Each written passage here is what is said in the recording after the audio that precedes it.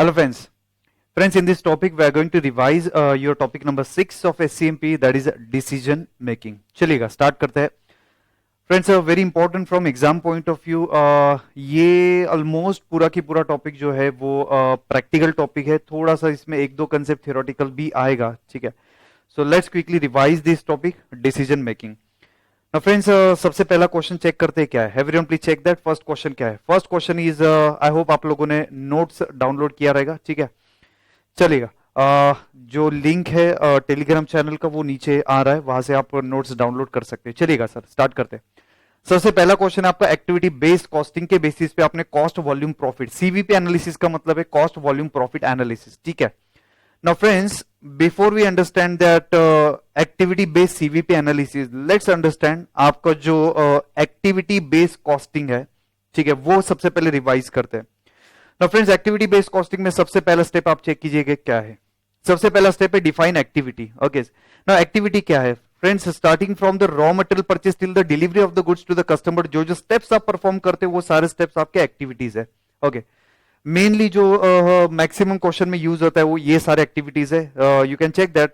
सबसे पहला है प्रोक्यूरमेंट ऑफ मटेरियल, यानी ऑर्डरिंग एक एक्टिविटी है. दूसरा मशीन सेटअप आपका एक्टिविटी है. मशीनिंग आपका नेक्स्ट एक्टिविटी है. इंस्पेक्शन, ठीक है, प्रोडक्शन बैच का एवरी टाइम आप इंस्पेक्शन करते हो. नेक्स्ट आपका इंजीनियरिंग सर्विसेज, इंजीनियरिंग एक्टिविटी. इसके बाद आपका delivery. These are some commonly use activities. Okay, कौन से एक्टिविटीज है?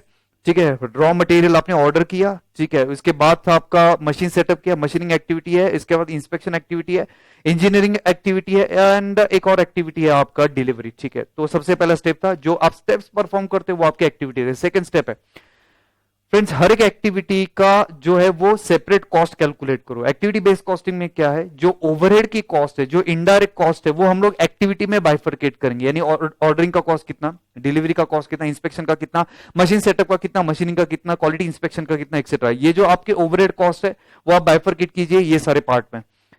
तीसरा स्टेप है फ्रेंड्स आपका, हर एक एक्टिविटी का यूनिक, ध्यान से सुनिएगा क्या बोलो, हर एक एक्टिविटी का यूनिक कॉस्ट ड्राइवर रहता है. हर एक एक्टिविटी का यूनिक कॉस्ट ड्राइवर रहता है ना. What is cost driver? Already हम लोगों ने सीखा हुआ है फ्रेंड्स. आपकी जो एक्टिविटी की कॉस्ट है वो कुछ इवेंट या फिर कुछ पॉइंट पे ड्राइव होता है. That event is called as a activity cost driver. ठीक है, हर एक एक्टिविटी का सेपरेट कॉस्ट ड्राइवर रहता है. सबसे पहला activity you can check that procurement. अच्छा, प्रोक्यूरमेंट का कॉस्ट ड्राइवर क्या रहेगा? You can check that procurement का कॉस्ट ड्राइवर है ऑर्डरिंग का number of orders. Friends, next one is setup. Setup के लिए रहेगा आपका number of setup. Next one है आपका quality inspection, number of inspection. Machining रहेगा तो मशीन आवर्स. इंजीनियरिंग कॉस्ट रहेगा तो इंजीनियरिंग आवर्स रहेगा. Inspection as I think already discuss की इंजीनियरिंग आवर्स. इसके बाद नेक्स्ट है आपका डिलीवरी, नंबर ऑफ डिलीवरीज. तो हर एक एक्टिविटी की कॉस्ट कुछ इवेंट ड्राइव करता है, कुछ इवेंट पे डिपेंड करता है, वो है आपका एक्टिविटी कॉस्ट ड्राइवर. ठीक है, तो हर एक एक्टिविटी का सेपरेट कॉस्ट ड्राइवर हमने आइडेंटिफाई किया. ये सारे आपके एक्टिविटीज के कॉस्ट ड्राइवर है. नेक्स्ट पॉइंट, इसके बाद है फ्रेंड्स आपका fourth step, and fourth step is that calculate activity cost driver rate. वो कैसे कैलकुलेट करना है? एक्टिविटी की cost, that is step number 2, divided by step number 4, that is units of cost, sorry step number 3, that is units of cost driver.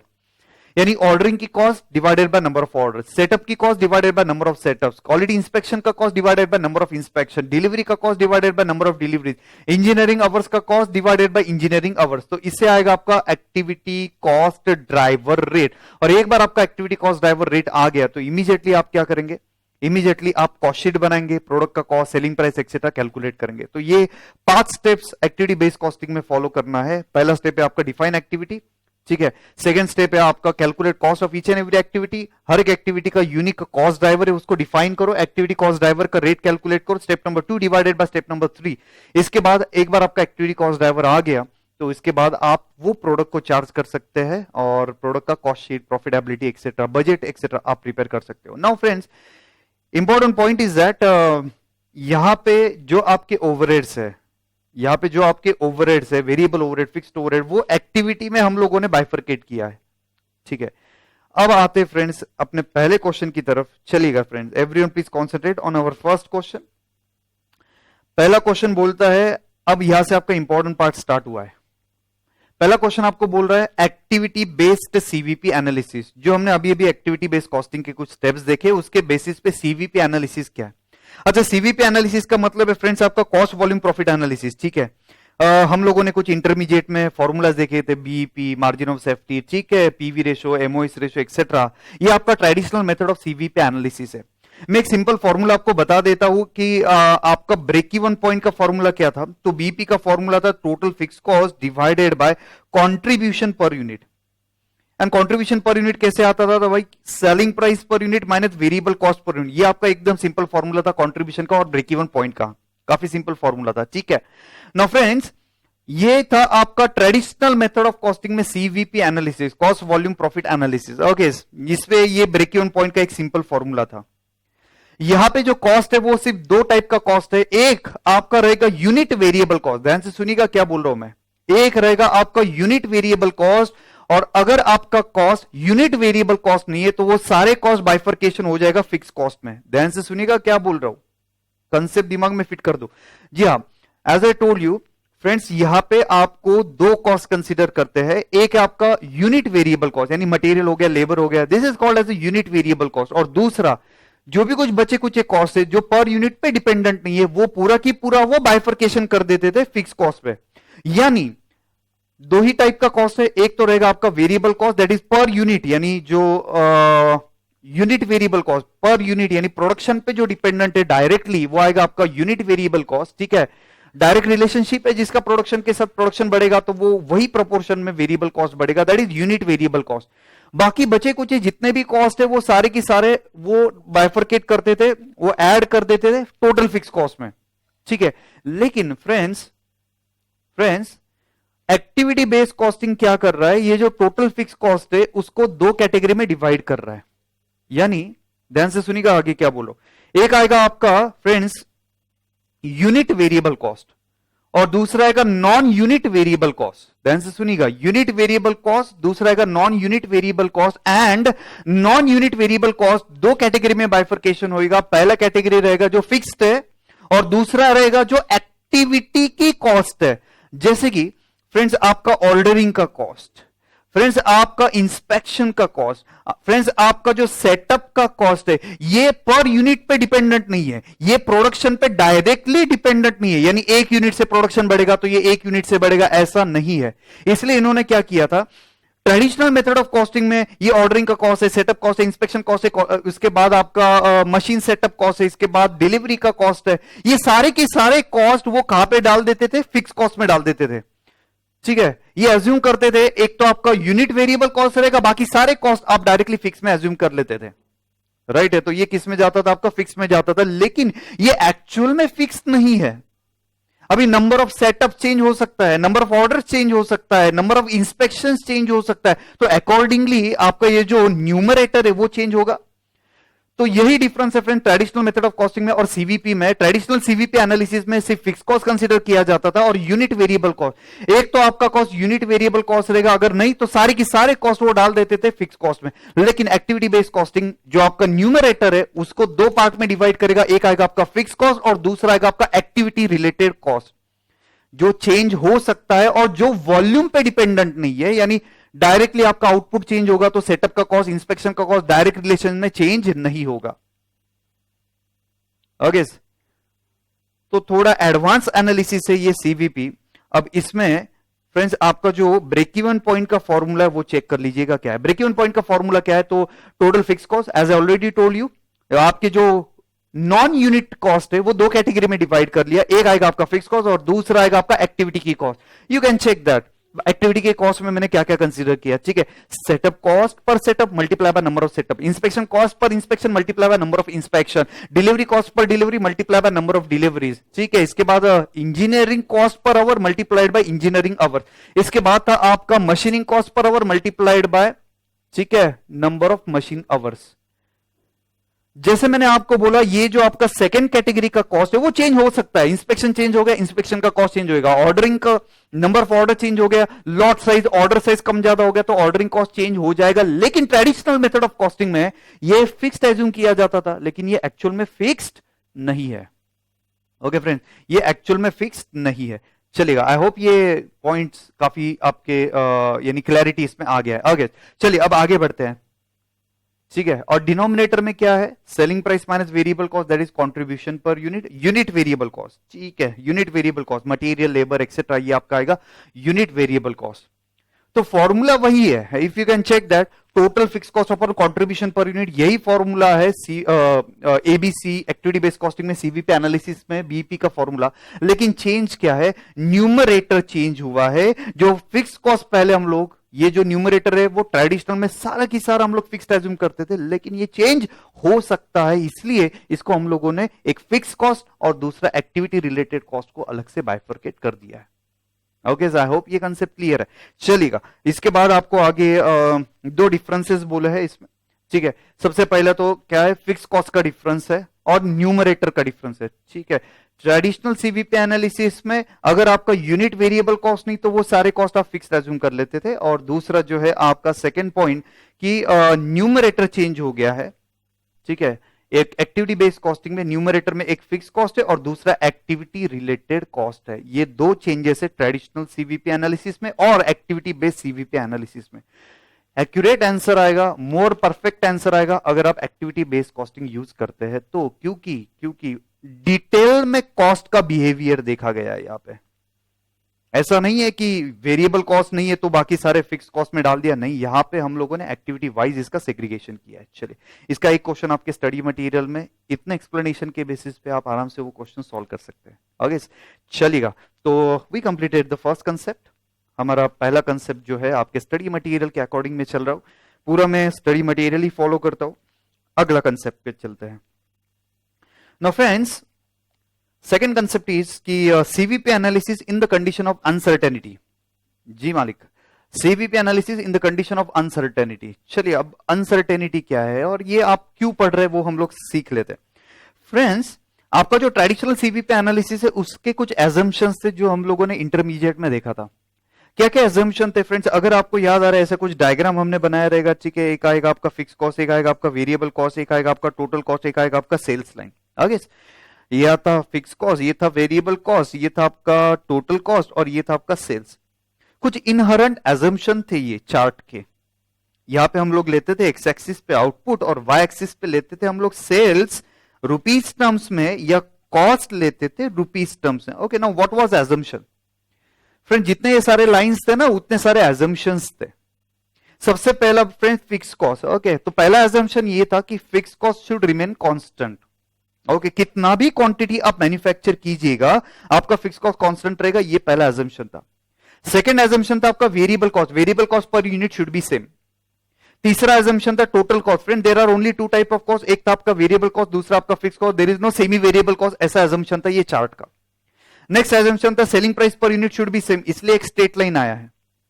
अगला assumption था friends, आप कितना भी क्वांटिटी मैन्युफैक्चर कर सकते हैं, there is no limitation as such of material, labour या फिर मशीन आवर्स की लिमिटेशंस नहीं है।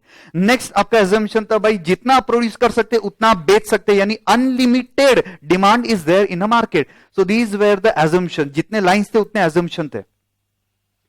तो एक बार सपोज आपने एक बजटेड प्रॉफिटेबिलिटी बना लिया तो फ्रेंड्स उसमें आप चेंज नहीं करते थे ट्रेडिशनल सीवीपी एनालिसिस में। अच्छा, यानी फ्रेंड्स अगर आपने सपोज एक टेबल बना लिया कि selling price per unit minus variable cost per unit, contribution per unit, ठीक है, क्वांटिटी से मल्टीप्लाई कर दिया, टोटल कंट्रीब्यूशन आ गया, टोटल कंट्रीब्यूशन में से जो भी कुछ आपका एक्सपेक्टेड फिक्स कॉस्ट है वो लेस कर दिया और आपका प्रॉफिट आ गया। ओके, तो ये जो बजट का टेबल आप बनाते हो ये कांस्टेंट है। ट्रेडिशनल सीवीपी एनालिसिस में आप अनसर्टेनिटी कंसीडर नहीं करते, लेकिन फ्रेंड्स आपको अभी मार्केट में अनसर्टेनिटी कंसीडर करना पड़ेगा।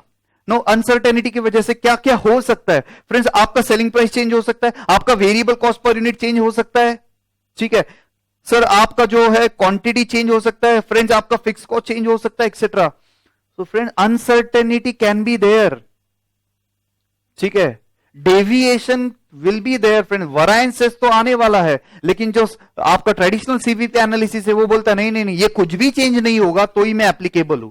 लेकिन फ्रेंड्स एक्चुअल में ये तो चेंज होने वाला है।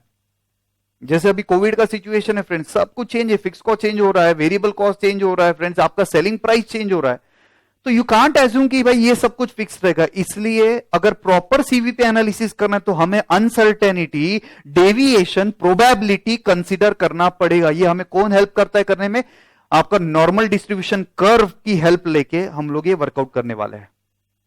ओके फ्रेंड्स, समझ में आ रहा है अनसर्टेनिटी क्या क्या हो सकती है? अनसर्टेनिटी, सेलिंग प्राइस चेंज हो सकता है, वेरिएबल कॉस्ट चेंज हो सकता है, आपकी जो एक्सपेक्टेड सेल्स क्वांटिटी है वो भी चेंज हो सकती है, फिक्स कॉस्ट आपका चेंज हो सकता है, ऑब्वियसली इसका इंपैक्ट आपके प्रॉफिटेबिलिटी पे आएगा, आपका प्रॉफिट भी चेंज हो सकता है। ओके तो ये जो अनसर्टेनिटी है, ये जो डेविएशन हो सकता है, ये जो प्रोबेबिलिटी है, ये जो नॉर्मल डिस्ट्रीब्यूशन कर्व यूज करके हम लोग हमारे प्रॉफिट पे क्या इंपैक्ट आएगा, ये इसका हम लोग चेक करने वाला है।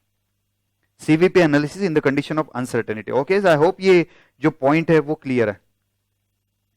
Now friends, CVP analysis in the condition of uncertainty का मैं एक एग्जांपल दिया है। ओके, आपके स्टडी मटेरियल में भी इसका एक एग्जांपल है, that also you can refer.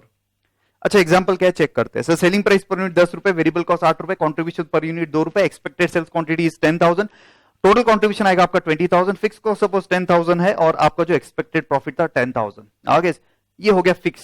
Traditional CVP analysis में बस इतना ही प्रेजेंटेशन रहता है, सेलिंग प्राइस कांस्टेंट रहेगा, वेरिएबल कॉस्ट कांस्टेंट रहेगा, फिक्स कॉस्ट कांस्टेंट रहेगा, क्वांटिटी कांस्टेंट रहेगा, ठीक है, प्रॉफिट भी आपका कांस्टेंट रहेगा। ये अजम्पशन था आपका ट्रेडिशनल सीवीपी एनालिसिस में, लेकिन एक्चुअल में ये चेंज हो सकता है। मैंने एक सिंपल एग्जांपल लिया कि इसमें से एक पैरामीटर चेंज हो सकता है, एक्सपेक्टेड है कि सेलिंग प्राइस आपका चेंज हो सकता है।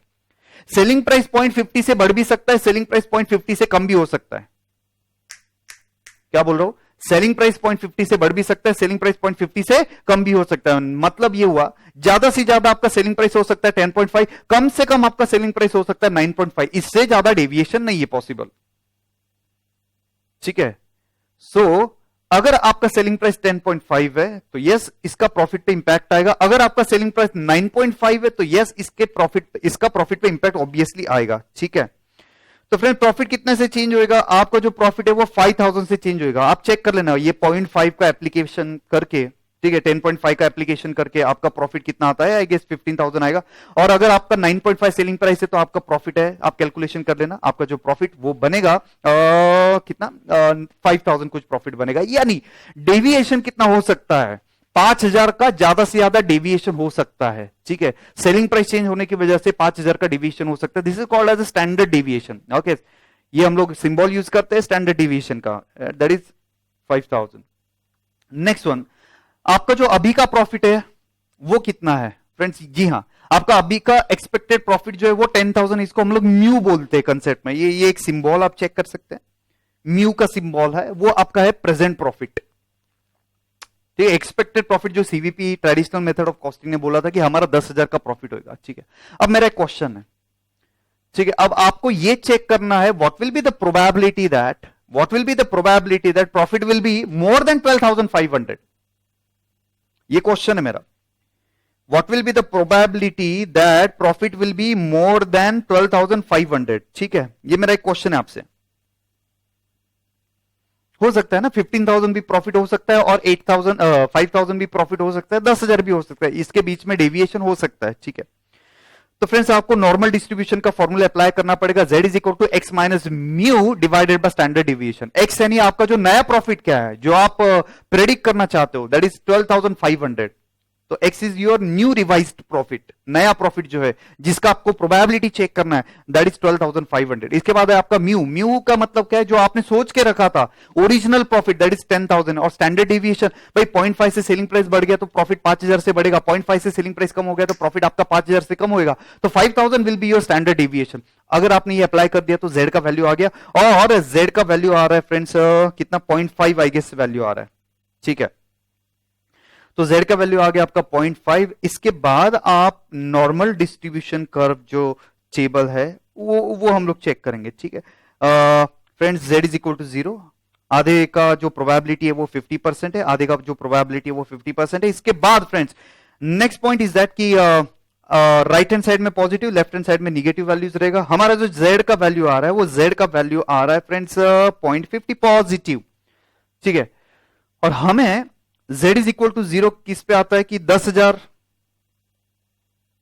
अगर आपका प्रॉफिट है तो z इज इक्वल टू 0 आता है। ठीक है, डिटेल में कंसेप्ट मैंने रेगुलर लेक्चर में बताया था, हम लोग रिवाइज करें तो जल्दी से कर लेते हैं।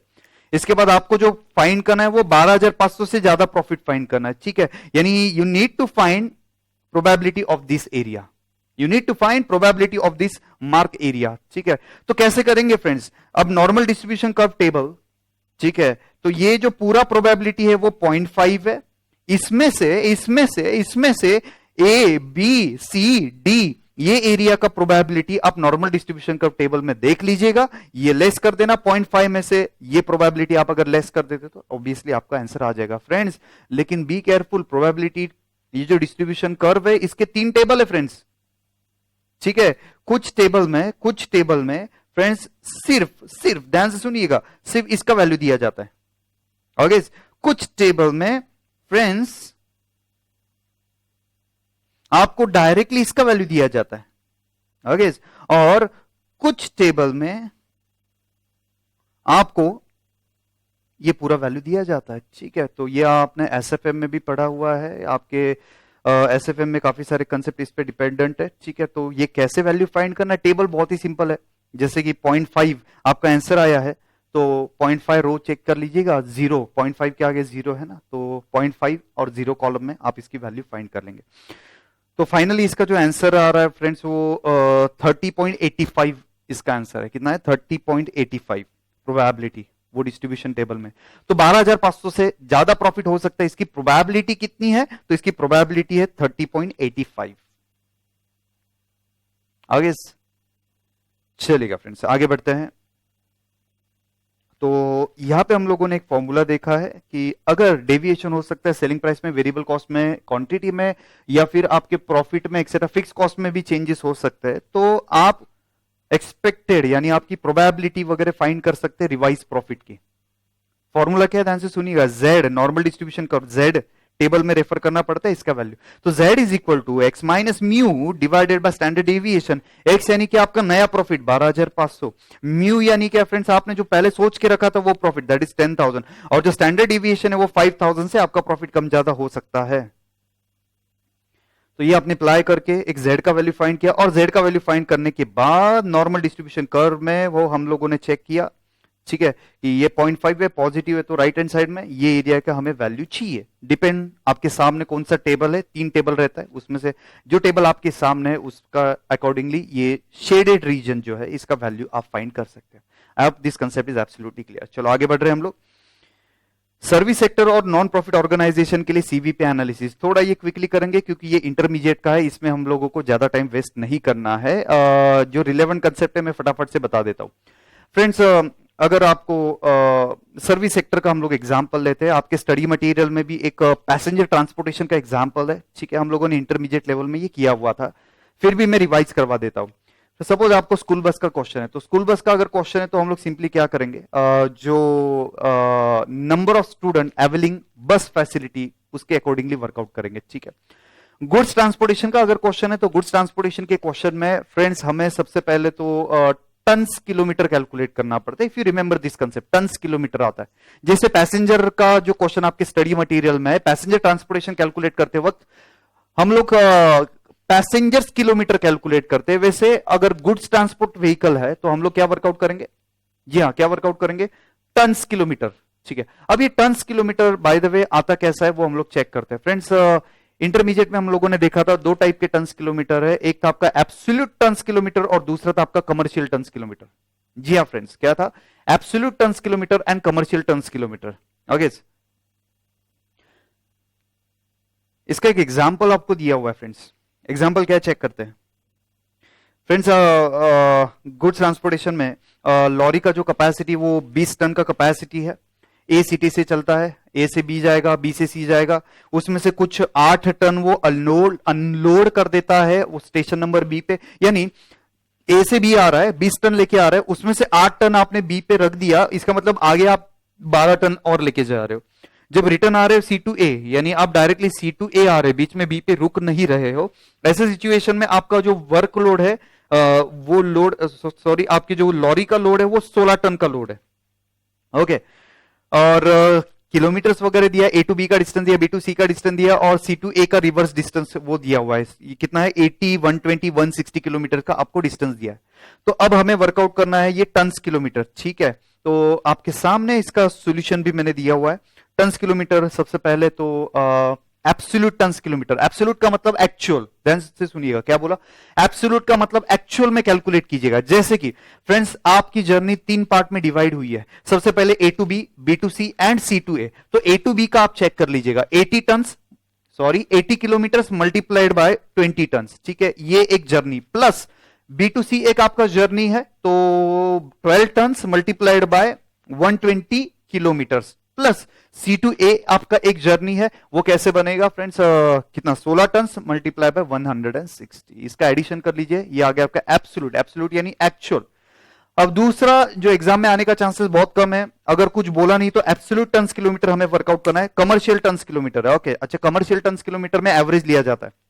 अच्छा, एवरेज कैसे करना है, कितना किलोमीटर ट्रेवल किया आपने, 80 प्लस 120 प्लस 160, तो किलोमीटर का टोटल ले लिया, इनटू टन्स का एवरेज लीजिएगा। पहले 20 टन था, प्लस अगले जर्नी में 12 टन था, प्लस अगले जर्नी में 16 टन था, इन तीनों का एडिशन किया, 3 जर्नी था, 3 से डिवाइड कर लिया, ये आ जाएगा आपका commercial tons kilometre. Exam point of view absolute tons kilometre important है। Next one, passenger transportation. Friends जैसे कि गुड्स ट्रांसपोर्टेशन में टन से मल्टीप्लाई किया था, पैसेंजर ट्रांसपोर्टेशन में नंबर ऑफ पैसेंजर से मल्टीप्लाई करना है किलोमीटर्स को, इतना सिंपल है। Okay now friends, passenger transportation में सपोज एक आपके सामने एक एग्जांपल है कि एक बस है, सो वो जाता है सबसे पहले तो Delhi to Chandigarh I guess, and 10 दिन में 10 दिन करता है, वापिस आ जाता है। उसके बाद I guess Delhi to Agra है। ओके, नेक्स्ट वन क्या है, दिल्ली टू चंडीगढ़ के बाद क्या है, एक बार चेक कीजिएगा। A person owes a bus which run between Delhi to Chandigarh and back for 10 days. The distance between दिया हुआ है, the bus complete the trip from Delhi and Chandigarh, come back next 10 days वो आगरा जाता है। Okay, Taj Mahal जा रहा है, अगले 10 दिन वापिस आ जाता है, 120 माइल्स एक्सेट्रा उसका इंफॉर्मेशन दिया हुआ है। और बाकी के जो 4 दिन है वो लोकल सिटी में ऑपरेट करता है, और लोकल सिटी में 40 माइल्स पर डे वो ट्रैवल करता है, ठीक है। सिटिंग कैपेसिटी इज 50, यानी 50 पैसेंजर की वो बस है। एंड आगे इंफॉर्मेशन दिया है, जब दिल्ली टू चंडीगढ़ जाते तो ऑक्यूपेंसी कितना परसेंटेज दिया है, occupancy is 90%। Delhi to Agra जब जा रहा है तब दिल्ली टू आगरा 80% है, और लोकल सिटी में जो है वो फुल है। तो आपको अभी वर्कआउट करना है पैसेंजर्स किलोमीटर, ठीक है। सर ये जो ट्रांसपोर्टेशन के क्वेश्चंस है ना, इसमें आप याद रखना, जो जाएगा वो वापिस आएगा, जो जाएगा वो वापिस आएगा। यानी फ्रेंड्स अगर दिल्ली टू चंडीगढ़ जा रहा है तो चंडीगढ़ टू दिल्ली भी आएगा, दिल्ली टू आगरा जा रहा है और आगरा से दिल्ली वापिस आएगा, अदरवाइज अगले दिन वापिस कैसे जाएगा ना दिल्ली से, ठीक है। तो जो जाएगा वो वापिस आएगा। ओके, नेक्स्ट पॉइंट है फ्रेंड्स, लोकल सिटी में कभी भी जो जाएगा वो वापिस आएगा, ऐसे नहीं, यानी 40 किलोमीटर जाएगा 40 किलोमीटर आएगा, ऐसा नहीं रहता है। लोकल सिटी में टोटल किलोमीटर 40, तो वहां पे 2 से मल्टीप्लाई करने की जरूरत नहीं है। ओके, तो फ्रेंड्स कैसे कैलकुलेट किया, you can check that. Friends पहला 10 डेज दिल्ली टू चंडीगढ़ है, ठीक है, तो 150 माइल्स से मल्टीप्लाई बाय 50 पैसेंजर से 2 बार, एक बार जाएगा और इमीडिएटली वापस आएगा, और मल्टीप्लाई बाय ऑक्यूपेंसी 90% है। तो वैसे ही दिल्ली टू आगरा है, कितना किलोमीटर से दिल्ली टू आगरा 10 डेज जा रहे हैं, 120 माइल्स से मल्टीप्लाई बाय 2 वेज, जाएगा वापिस आएगा, इंटू 50 पैसेंजर्स, 80% ऑक्यूपेंसी है। और लोकल सिटी में 2 से मल्टीप्लाई नहीं करना है, 40 किलोमीटर से 50 पैसेंजर से 4 दिन है, ठीक है, 4 डेज है, और 100% ऑक्यूपेंसी। ये आ गया आपका passengers kilometre. Okay, so next है आपका होटल या फिर हॉस्पिटल्स, ठीक है, इस पे भी क्वेश्चन आ सकता है आपके स्टडी मटेरियल में। As I told you, passenger का एक क्वेश्चन था और एक हॉस्पिटल का भी क्वेश्चन है, लेकिन उसमें कंसेप्ट अलग है, वो इथिकल कंसिडरेशन पे क्वेश्चन है, आगे आ सकते एग्जाम में। नेक्स्ट पॉइंट, सो अगला पॉइंट आपको बोल रहा है कि हॉस्टल में, फ्रेंड्स होटल या फिर हॉस्पिटल रहने दो, हम लोगों को ऑक्यूपेंसी कैलकुलेट करना पड़ता है। होटल में रूम ऑक्यूपेंसी रहेगा, हॉस्पिटल में बेड ऑक्यूपेंसी रहेगा, ठीक है। तो एक एग्जाम्पल आपको लिया, इंटरमीडिएट का ही ये एग्जाम्पल है, क्योंकि आपके न्यू सिलेबस में इस पे एग्जाम्पल नहीं था, तो एक कंसेप्ट समझने के लिए मैंने इंटरमीडिएट का ही कंसेप्ट ले लिया। फटाफट देखते हैं। सिंगल रूम 100 है, ऑक्यूपेंसी 100% है, डबल रूम 50 है, ऑक्यूपेंसी 80% है, ट्रिपल रूम 30 है, ऑक्यूपेंसी 60% है, 360 डेज है। तो सिंपल ऑक्यूपेंसी कैलकुलेट करते वक्त 100 rooms 360 days into 100%, 50 rooms double room multiply by 360 days into 80% and so on, इसका टोटल ले लीजिएगा, आपका आंसर आ जाएगा। नेक्स्ट पॉइंट, फ्रेंड्स कभी भी याद रखना, ये जो रेंटल हम लोगों को क्वेश्चन पूछा जाएगा कि भाई इसका रेंट क्या रहेगा, तो रेंट पर डे रहेगा।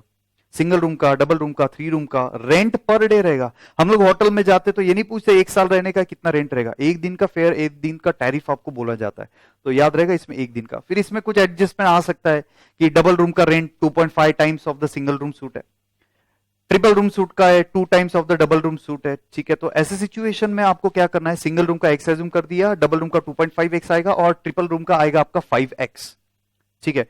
और नंबर ऑफ रूम से मल्टीप्लाई कर दिया, ऑक्यूपेंसी ऑलरेडी हमने ऊपर वाले टेबल में वर्कआउट कर दिया है, मल्टीप्लाइड बाय ये x 2.5x एंड 5x से आपने मल्टीप्लाई कर दिया, इज इक्वल टू फ्रेंड्स आपका टोटल फेयर कलेक्शन।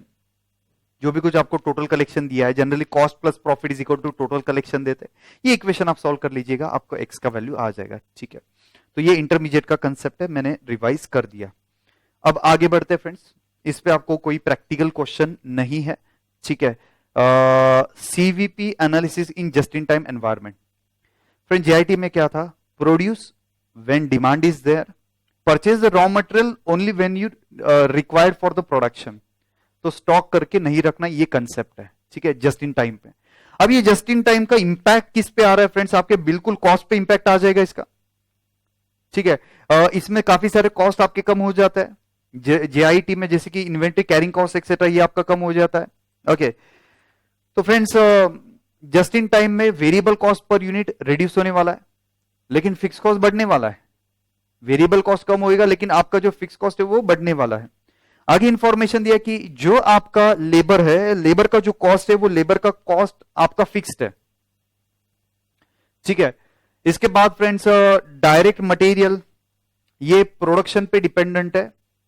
और फ्रेंड्स याद रखिएगा, ये जो आपका जीआईटी है, अगर 1 यूनिट का ऑर्डर आया हम लोग 1 यूनिट प्रोड्यूस करेंगे, 2 यूनिट का ऑर्डर आएगा तो 2 यूनिट प्रोड्यूस करेंगे, यानी अब प्रोडक्शन बैच वाइज नहीं होने वाला है, प्रोडक्शन यूनिट वाइज होएगा, ठीक है। तो फ्रेंड्स यहां पे टोटल कॉस्ट कैसे कैलकुलेट करना है, टोटल कॉस्ट कैलकुलेट करने का एक फॉर्मूला इन्होंने दे दिया है, इंपॉर्टेंट है, एक 5 मार्क्स का क्वेश्चन आप एक्सपेक्ट कर सकते हो, और कुछ थ्योरी भी पूछेंगे उसके साथ, तो 10 मार्क्स का एक क्वेश्चन आ सकता है एग्जाम में। अच्छा, total cost is equal to fix cost plus unit variable cost into number of orders, sorry into number of units, unit variable cost material etcetera, ठीक है, और भी कुछ वेरिएबल कॉस्ट हो सकता है, कमीशन एक्सेट्रा हो सकता है। तो variable cost per unit multiply by number of units plus, ठीक है, engineering cost into engineering hours, engineering cost into engineering hours. बाकी सारे की सारे एक्टिविटी रिलेटेड कॉस्ट यहां पे कम होने वाला है, तो ये कंसिडर ही नहीं किया यहां पे, ओके। सो देखिए मैंने एक हाईलाइट भी किया ऊपर येलो से, ये चेक कीजिएगा कि जो बैच रिलेटेड कॉस्ट है, हम लोग अभी बैच में मैन्युफैक्चर ही नहीं करने वाले, ठीक है। तो बैच रिलेटेड कॉस्ट कौन सा हो गया भाई, सेटअप का कॉस्ट बैच रिलेटेड हो गया, हर एक बैच का इंस्पेक्शन करना पड़ता था वो बैच रिलेटेड हो गया, तो हम लोग अभी बैच ही प्रोड्यूस नहीं कर रहे तो वो कॉस्ट आएगा ही नहीं। तो टोटल कॉस्ट कैसे कैलकुलेट करेंगे, एक आएगा आपका फिक्स कॉस्ट, दूसरा plus unit variable cost multiply by number of units plus engineering cost into engineering hours, engineering cost per our multiply by engineering hours.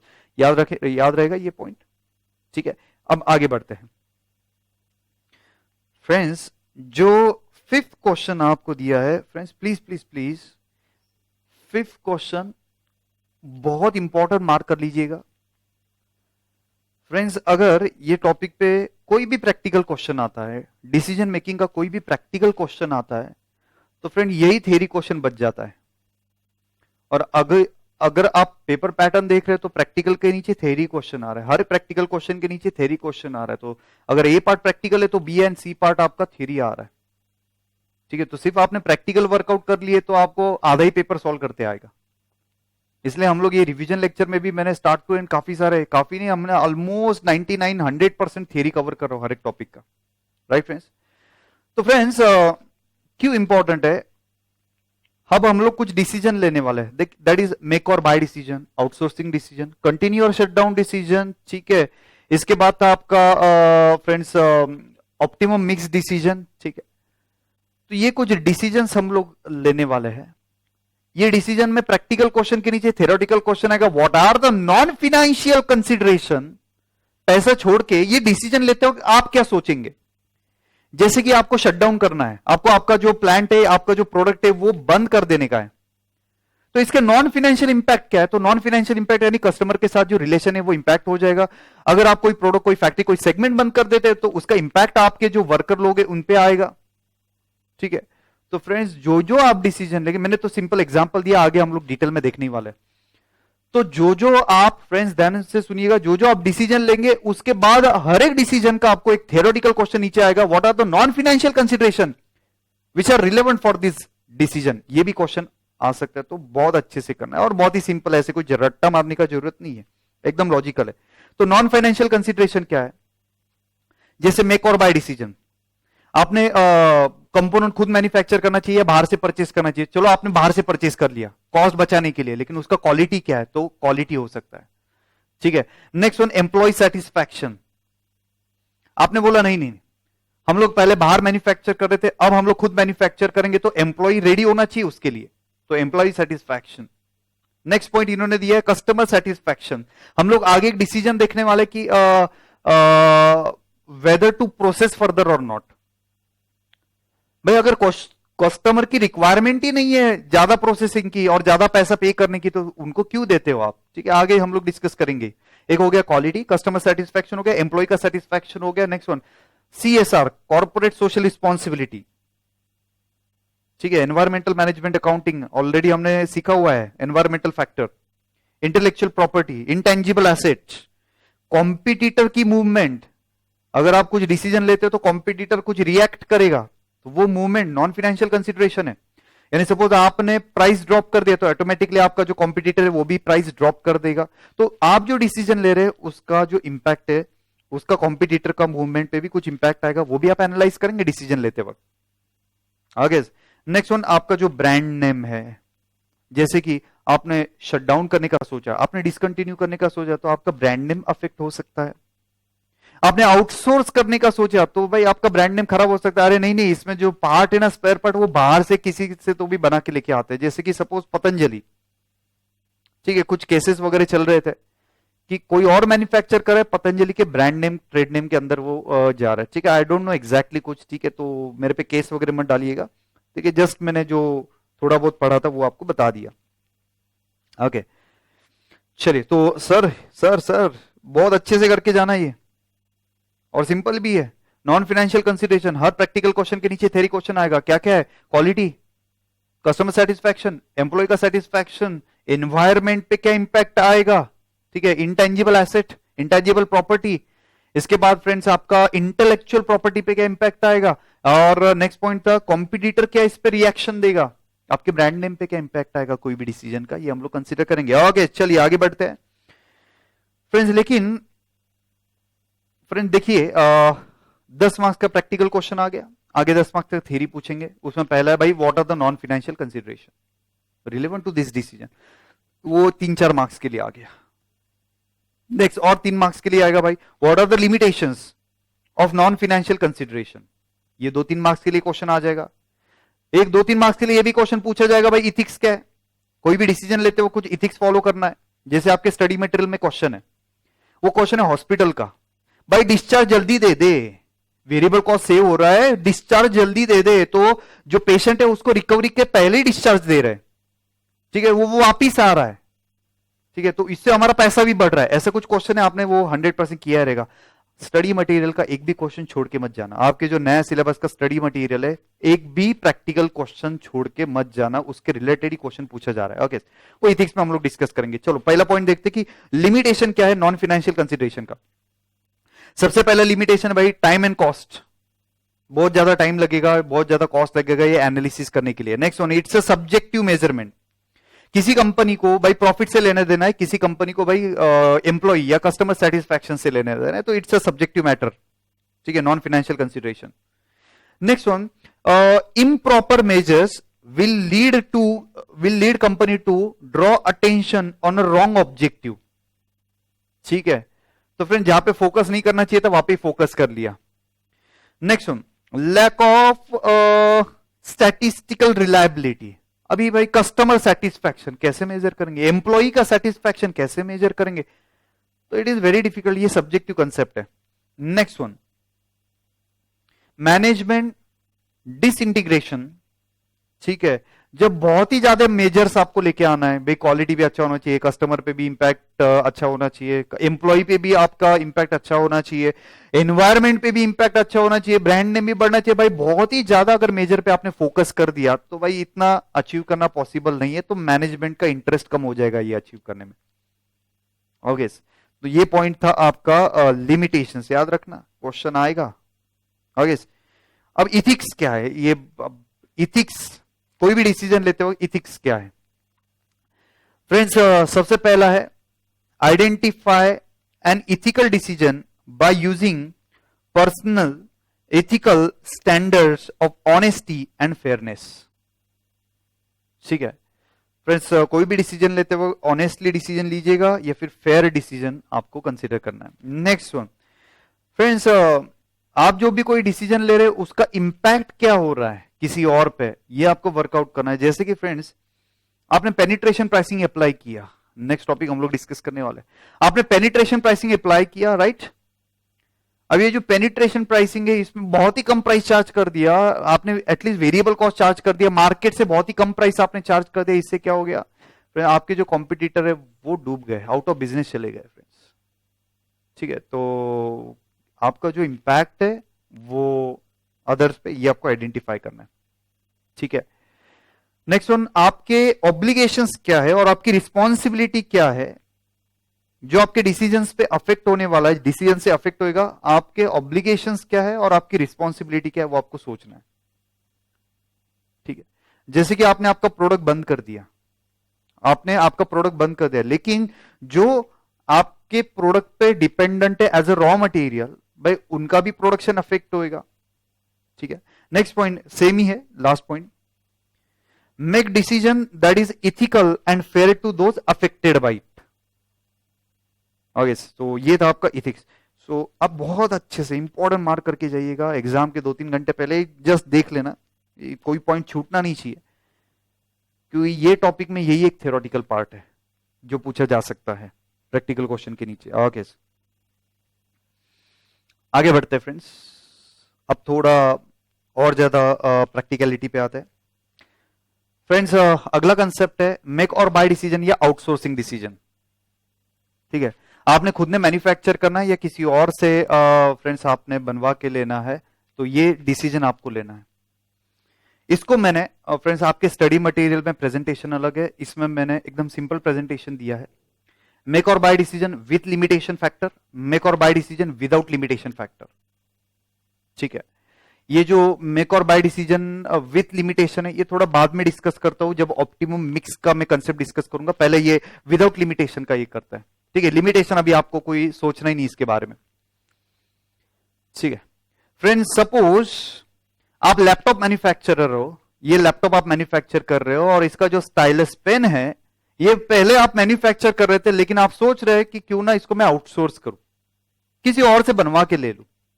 ये डिसीजन लेते वक्त मुझे क्या क्या पॉइंट सोचना है प्रॉपरली, मैं पहले फाइनेंशियल, ये जो फाइनेंशियल एंगल है वो मैं डिस्कस करूंगा, फिर हम लोग ऑलरेडी देखा हुआ है इथिकल या फिर non financial consideration already we have discussed. Okay, तो फ्रेंड्स ये जो स्टाइलस पेन है ये खुद ने मैन्युफैक्चर करना, लिनोवा कंपनी का ये लैपटॉप है, लिनोवा का फ्रेंड्स ये जो स्टाइलस पेन है खुद ने मैन्युफैक्चर करना चाहिए, किसी और से आउटसोर्स करके लेना, ये डिसीजन लेना है। Step number 1, first point is relevant cost of production, पहले देख लीजिएगा ये स्टाइलस पेन बनाने के लिए आपको प्रोडक्शन के लिए क्या क्या कॉस्ट लगेगा, इंक्रीमेंटल कॉस्ट क्या है वो आपको आइडेंटिफाई करना है। ठीक है, तो सबसे पहले हमने कंसिडर किया भाई मटेरियल, लेबर, वेरिएबल ओवरहेड्स, ठीक है, variable factory overheads etcetera, variable जो भी कुछ खर्चा है वो हमने कंसिडर किया। इंक्रीमेंटल फिक्स्ड ओवरहेड, फ्रेंड्स सारे फिक्स्ड ओवरहेड नहीं, इंक्रीमेंटल फिक्स्ड ओवरहेड, यानी जो फिक्स्ड ओवरहेड स्पेसिफिकली ये पेन मैन्युफैक्चर करने के लिए लगेगा वही फिक्स्ड ओवरहेड हम लोगों को कंसीडर करना है। जैसे कि ये कटिंग मशीन, ठीक है, पेस्टिंग मशीन, इसमें प्रोसेसर है एक्सेट्रा, वो मैन्युफैक्चरिंग मशीन जो सिर्फ इसके लिए लगता है, उसके लिए जो जो खर्चा रहेगा वो। तो specific fix cost, common fix cost की बात नहीं कर रहे, जैसे कि फैक्ट्री का रेंट, ठीक है, ठीक है। फैक्ट्री का जो खुद का प्रीमाइसेस है उसका डेप्रिसिएशन, रिपेयर्स एंड मेंटेनेंस, वो बात नहीं चल रही कॉमन ओवरहेड्स की, सैलरी एक्सेट्रा, इसकी कॉमन की बात ही नहीं चल रही है। स्पेसिफिकली ये स्टाइलस पेन मैन्युफैक्चर करने के लिए जो जो कॉस्ट लगेगा, specifically fix cost, that is relevant cost. आगे तो इंक्रीमेंटल फिक्स कॉस्ट मैंने उसको नाम दिया हुआ है। तो ये आ गया आपका टोटल इंक्रीमेंटल कॉस्ट। अच्छा, ये टोटल इंक्रीमेंटल कॉस्ट को हम लोग कंपेयर करेंगे किसके साथ? परचेज के लिए। ये अगर बाहर से परचेज करके तो कौन सा कॉस्ट लगेगा? परचेज प्राइस लगेगा, ट्रांसपोर्टेशन कॉस्ट लगेगा, एक्सेट्रा। ये सारे कॉस्ट हम लोगों को कंसीडर करना है। आगे नाउ कंपेयर कीजिएगा, प्रोडक्शन का कॉस्ट कितना और बाहर से अगर परचेज करते तो उसका कॉस्ट कितना। ठीक है, जहां पे कॉस्ट कम आएगा, अगर प्रोडक्शन करके सेविंग होता है तो प्रोडक्शन करे, अगर आपको परचेस करके कॉस्ट कम आ रहा है तो आपको परचेस करना है। दैट्स इट, इतना सिंपल डिसीजन है। आउटसोर्स करके कॉस्ट बचत हो रही है, कॉस्ट कम हो रहा है तो आउटसोर्स कीजिएगा, अगर मैन्युफैक्चर करके आपको कॉस्ट कम लग रहा है तो आप मैन्युफैक्चर कीजिएगा। ठीक है, तो इतना सिंपल पॉइंट है। लेकिन friends, main point is that सारे फिक्स्ड कॉस्ट कंसीडर नहीं करने, इंक्रीमेंटल फिक्स कॉस्ट कंसीडर करना है। जो फिक्स कॉस्ट है, एब्सॉर्ब्ड, अलोकेटेड, चार्ज, एपोर्शन, ऐसा अगर वर्ड यूज किया तो ये नॉन इंक्रीमेंटल फिक्स कॉस्ट है, इसको आप इग्नोर करेंगे। ठीक है, नेक्स्ट पॉइंट। अब बहुत ज्यादा important point, not only for this topic but also for transfer pricing topic. Yes sir, ये टॉपिक के लिए भी इंपॉर्टेंट है and as well as transfer pricing topic के लिए भी इंपॉर्टेंट है, बहुत ज्यादा। ध्यान से सुनिएगा। ये स्टाइलस पेन लैपटॉप के साथ आप मैन्युफैक्चर कर रहे थे आपके फैक्ट्री में। अब ये जो स्टाइलस पेन है वो आप सोच रहे कि मैन्युफैक्चर करने से अच्छा बाहर से हम लोग परचेस कर लेते हैं। इसका एक अलग से डिपार्टमेंट था जहां पे ये स्टाइलस पेन मैन्युफैक्चर हो रहा था, इसकी अलग से जगह थी आपके फैक्ट्री में जहां पे ये मैन्युफैक्चर हो रहा था। तो अगर ये स्टाइलस पेन आपने बाहर से परचेस करने की सोची तो वो जो जगह है वो नहीं लग रहा है, तो वो किसी और को आपने रेंट पे दे दिया और उसका कुछ रेंटल इनकम मैंने लिया। सपोज एक 12,000 का एक रेंटल इनकम है और एक 7,000 का रेंटल इनकम है। क्या बोलो, झेपा क्या? मैं बोल रहा हूं आपको फ्रेंड्स, ये पेन अगर मैंने मैन्युफैक्चर करना बंद कर दिया तो जो जगह बच रही है, जो मशीन वगैरह है, वो मैं किसी और को रेंट पे दे रहा हूं। मुझे रेंट इनकम आ रहा है 12,000 का रेंट इनकम है या 7,000 का रेंट इनकम है। अब वो एग्जांपल थोड़ा और डिटेल में देखते हैं।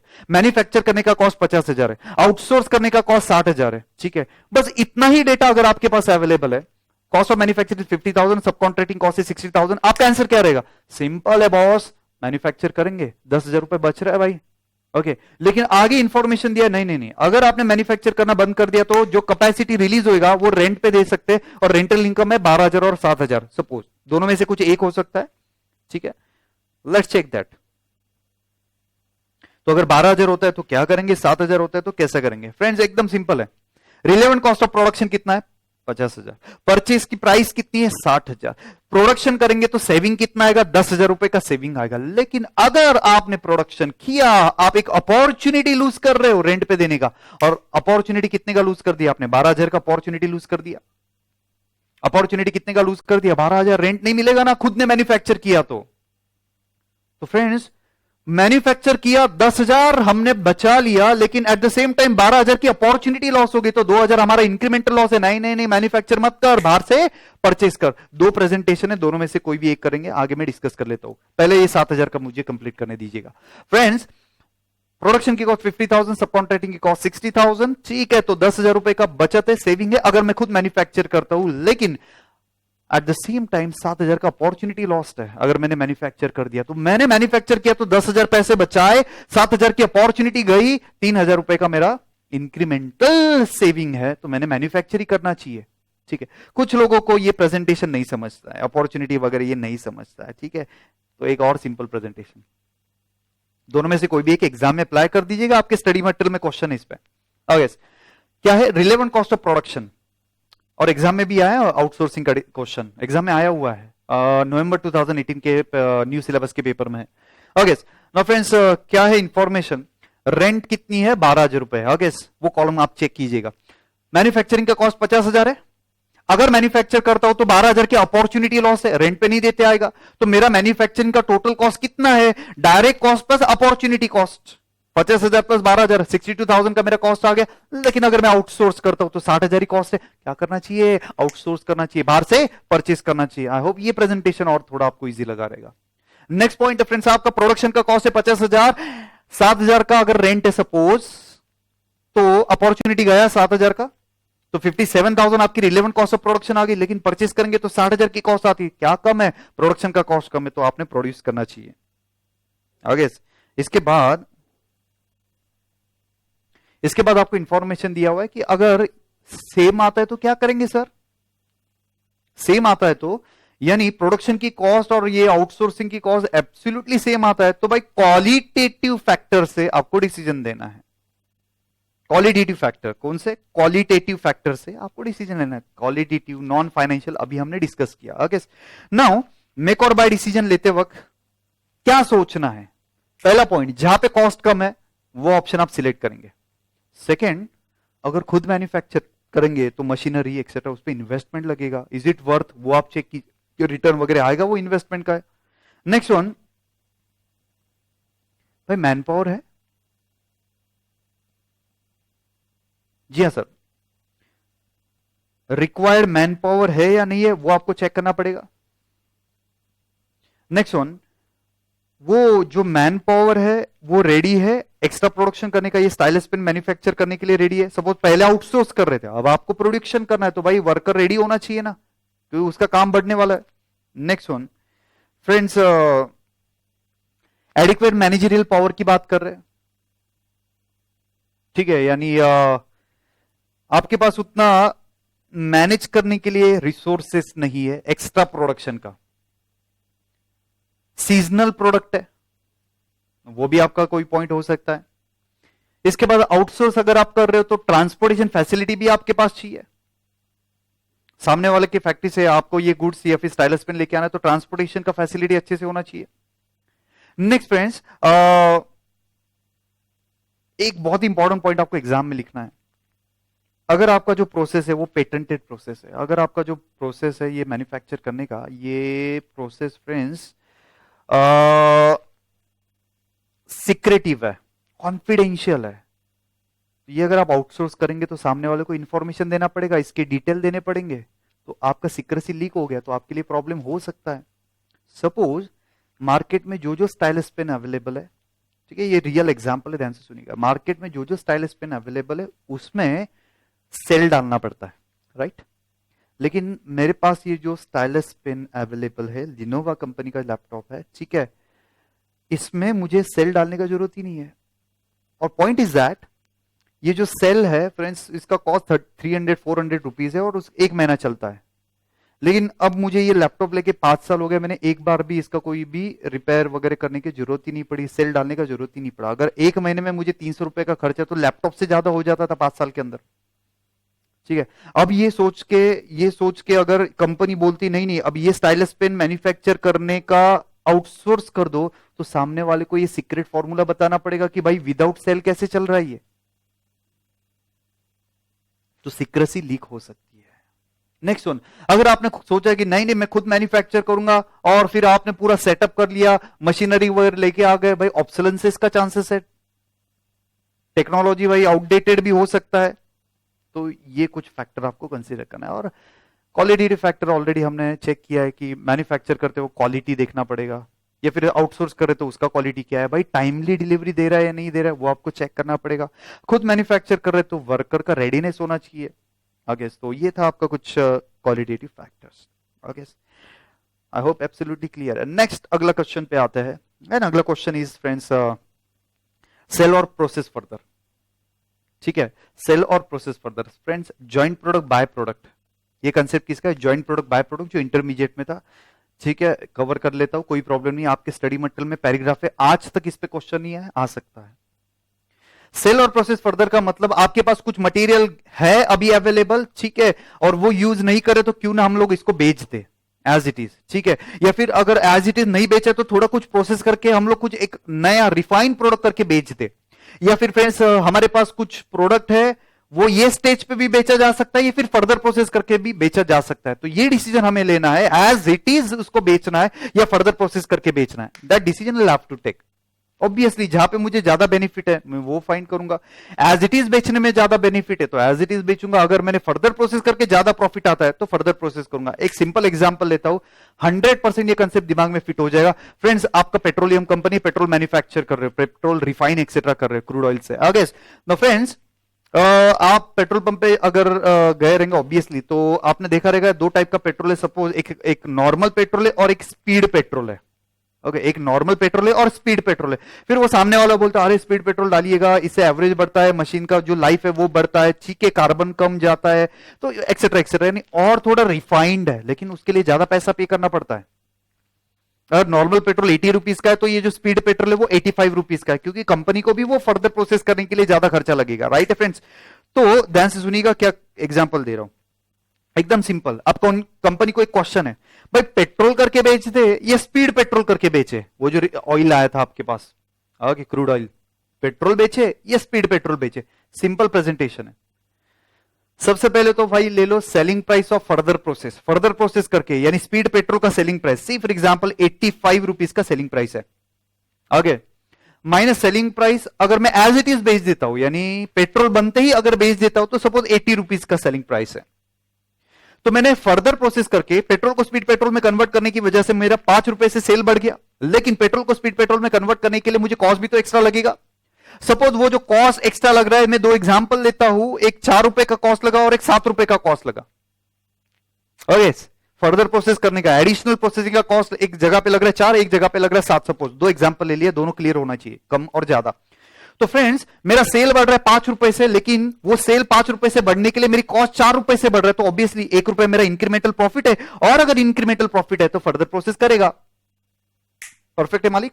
नेक्स्ट पॉइंट इज दैट भाई 5 रुपए का सेल बढ़ाने के लिए 7 रुपए से कॉस्ट बढ़ाना पड़ेगा, तो 2 रुपए से मेरा कॉस्ट एक्स्ट्रा बढ़ रहा है, इंक्रीमेंटल लॉस आएगा 2 रुपए का। नहीं नहीं नहीं भाई, पेट्रोल करके बेच दे, जैसे कि स्प्लिट ऑफ पे बेच दे, हम लोग इंटरमीडिएट में क्वेश्चन सॉल्व करते थे।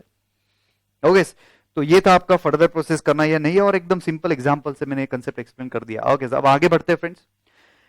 सेल और further process, joint product by product का जब भी आप क्वेश्चन सॉल्व करेंगे, मेरे 2 पॉइंट याद रखिएगा। पहला, जो जॉइंट कॉस्ट है ऑलवेज इररिलेवेंट है।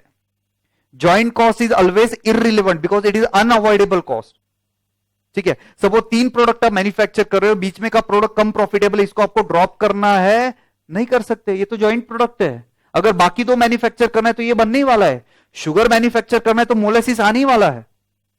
तो जो जॉइंट कॉस्ट है वो irrelevant for decision making because it is unavoidable cost, लेकिन further processing cost is always relevant as it is avoidable. अगर आपने सोचा ये आगे प्रोसेस नहीं करना तो you can avoid that.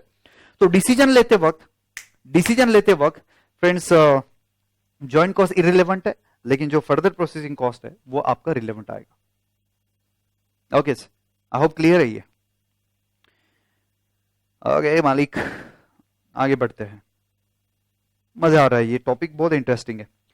Next point है क्वालिटेटिव फैक्टर। भाई क्वालिटेटिव फैक्टर क्या है? भाई आपका जो वर्कर है वो रेडी होना चाहिए एक्स्ट्रा प्रोसेस करने के लिए। Next one, second, customer ready होना चाहिए कि फर्दर प्रोसेस करके जो आप प्रोडक्ट बेच रहे हो, ऑब्वियसली ज्यादा प्राइस पे बेच रहे हो, वो परचेस करने के लिए रेडी होना चाहिए। लेकिन आप बोलेंगे नहीं नहीं नहीं, आपको स्पीड पेट्रोल ही लेना पड़ेगा, तो you are losing the customer and that customer will purchase from the competitor. उसको नहीं चाहिए, क्यों लू मैं फर्दर प्रोसेस करके, नहीं चाहिए मुझे। ठीक है, रहते ना कुछ कस्टमर, तो ऐसे सिचुएशन में भाई आप कस्टमर लूज करेंगे। तो ये आपका क्वालिटेटिव फैक्टर है। ओके, नेक्स्ट पॉइंट, आगे बढ़ रहे फ्रेंड्स, अगले कंसेप्ट की तरफ चल रहा हूं, दैट इज कीप और ड्रॉप।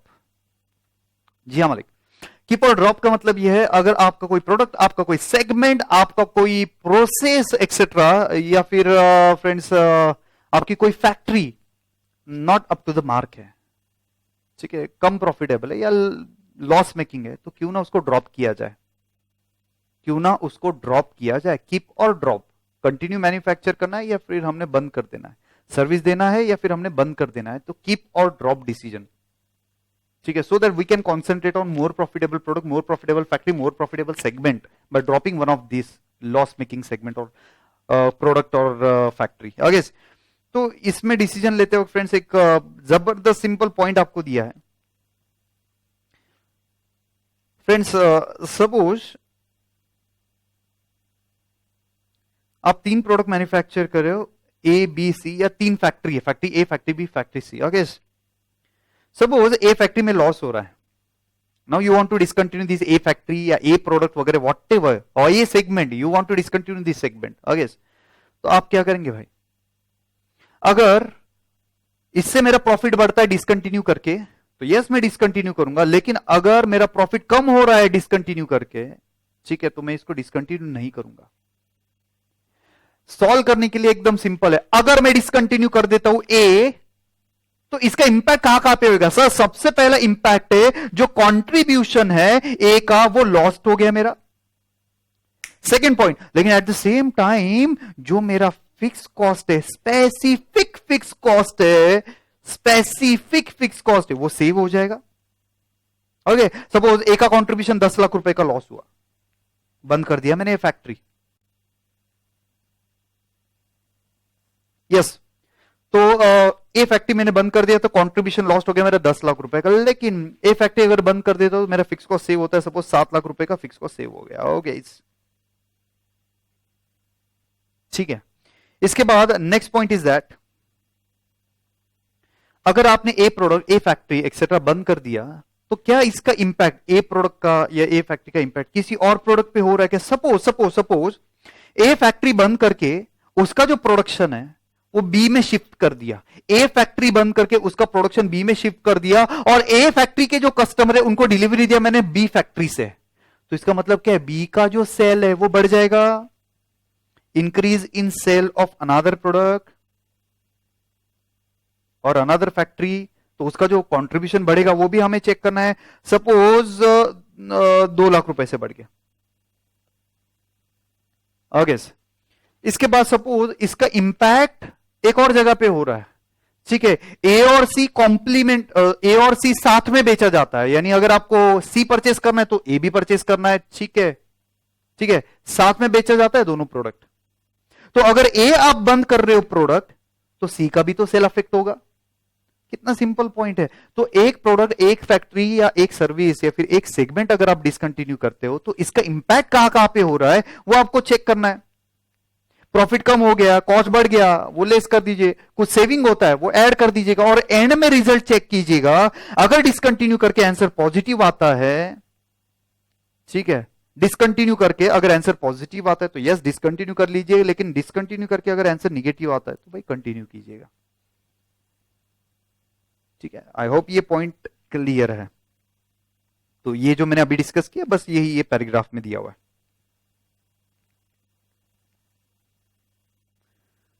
चलिए, अब यहां पे कीप और ड्रॉप में क्वालिटेटिव फैक्टर क्या रहेगा?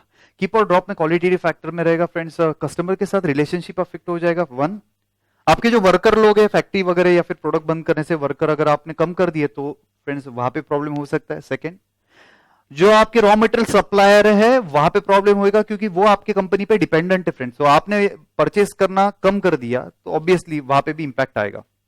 ओके, तो ये कुछ क्वालिटेटिव फैक्टर रहेगा। हाँ, कंपनी का रेपुटेशन, कंपनी का गुडविल अफेक्ट हो सकता है। अरे नहीं यार, ये कंपनी अभी डूबने वाला है, अभी एक एक पीस का यानी शटडाउन कर रहे या बंद कर रहे, तो प्रॉफिटेबिलिटी यानी गुडविल पे भी इंपैक्ट आएगा। चलिए, तो ये था उसका क्वालिटेटिव फैक्टर। चलिएगा फ्रेंड्स, आगे बढ़ रहे हैं।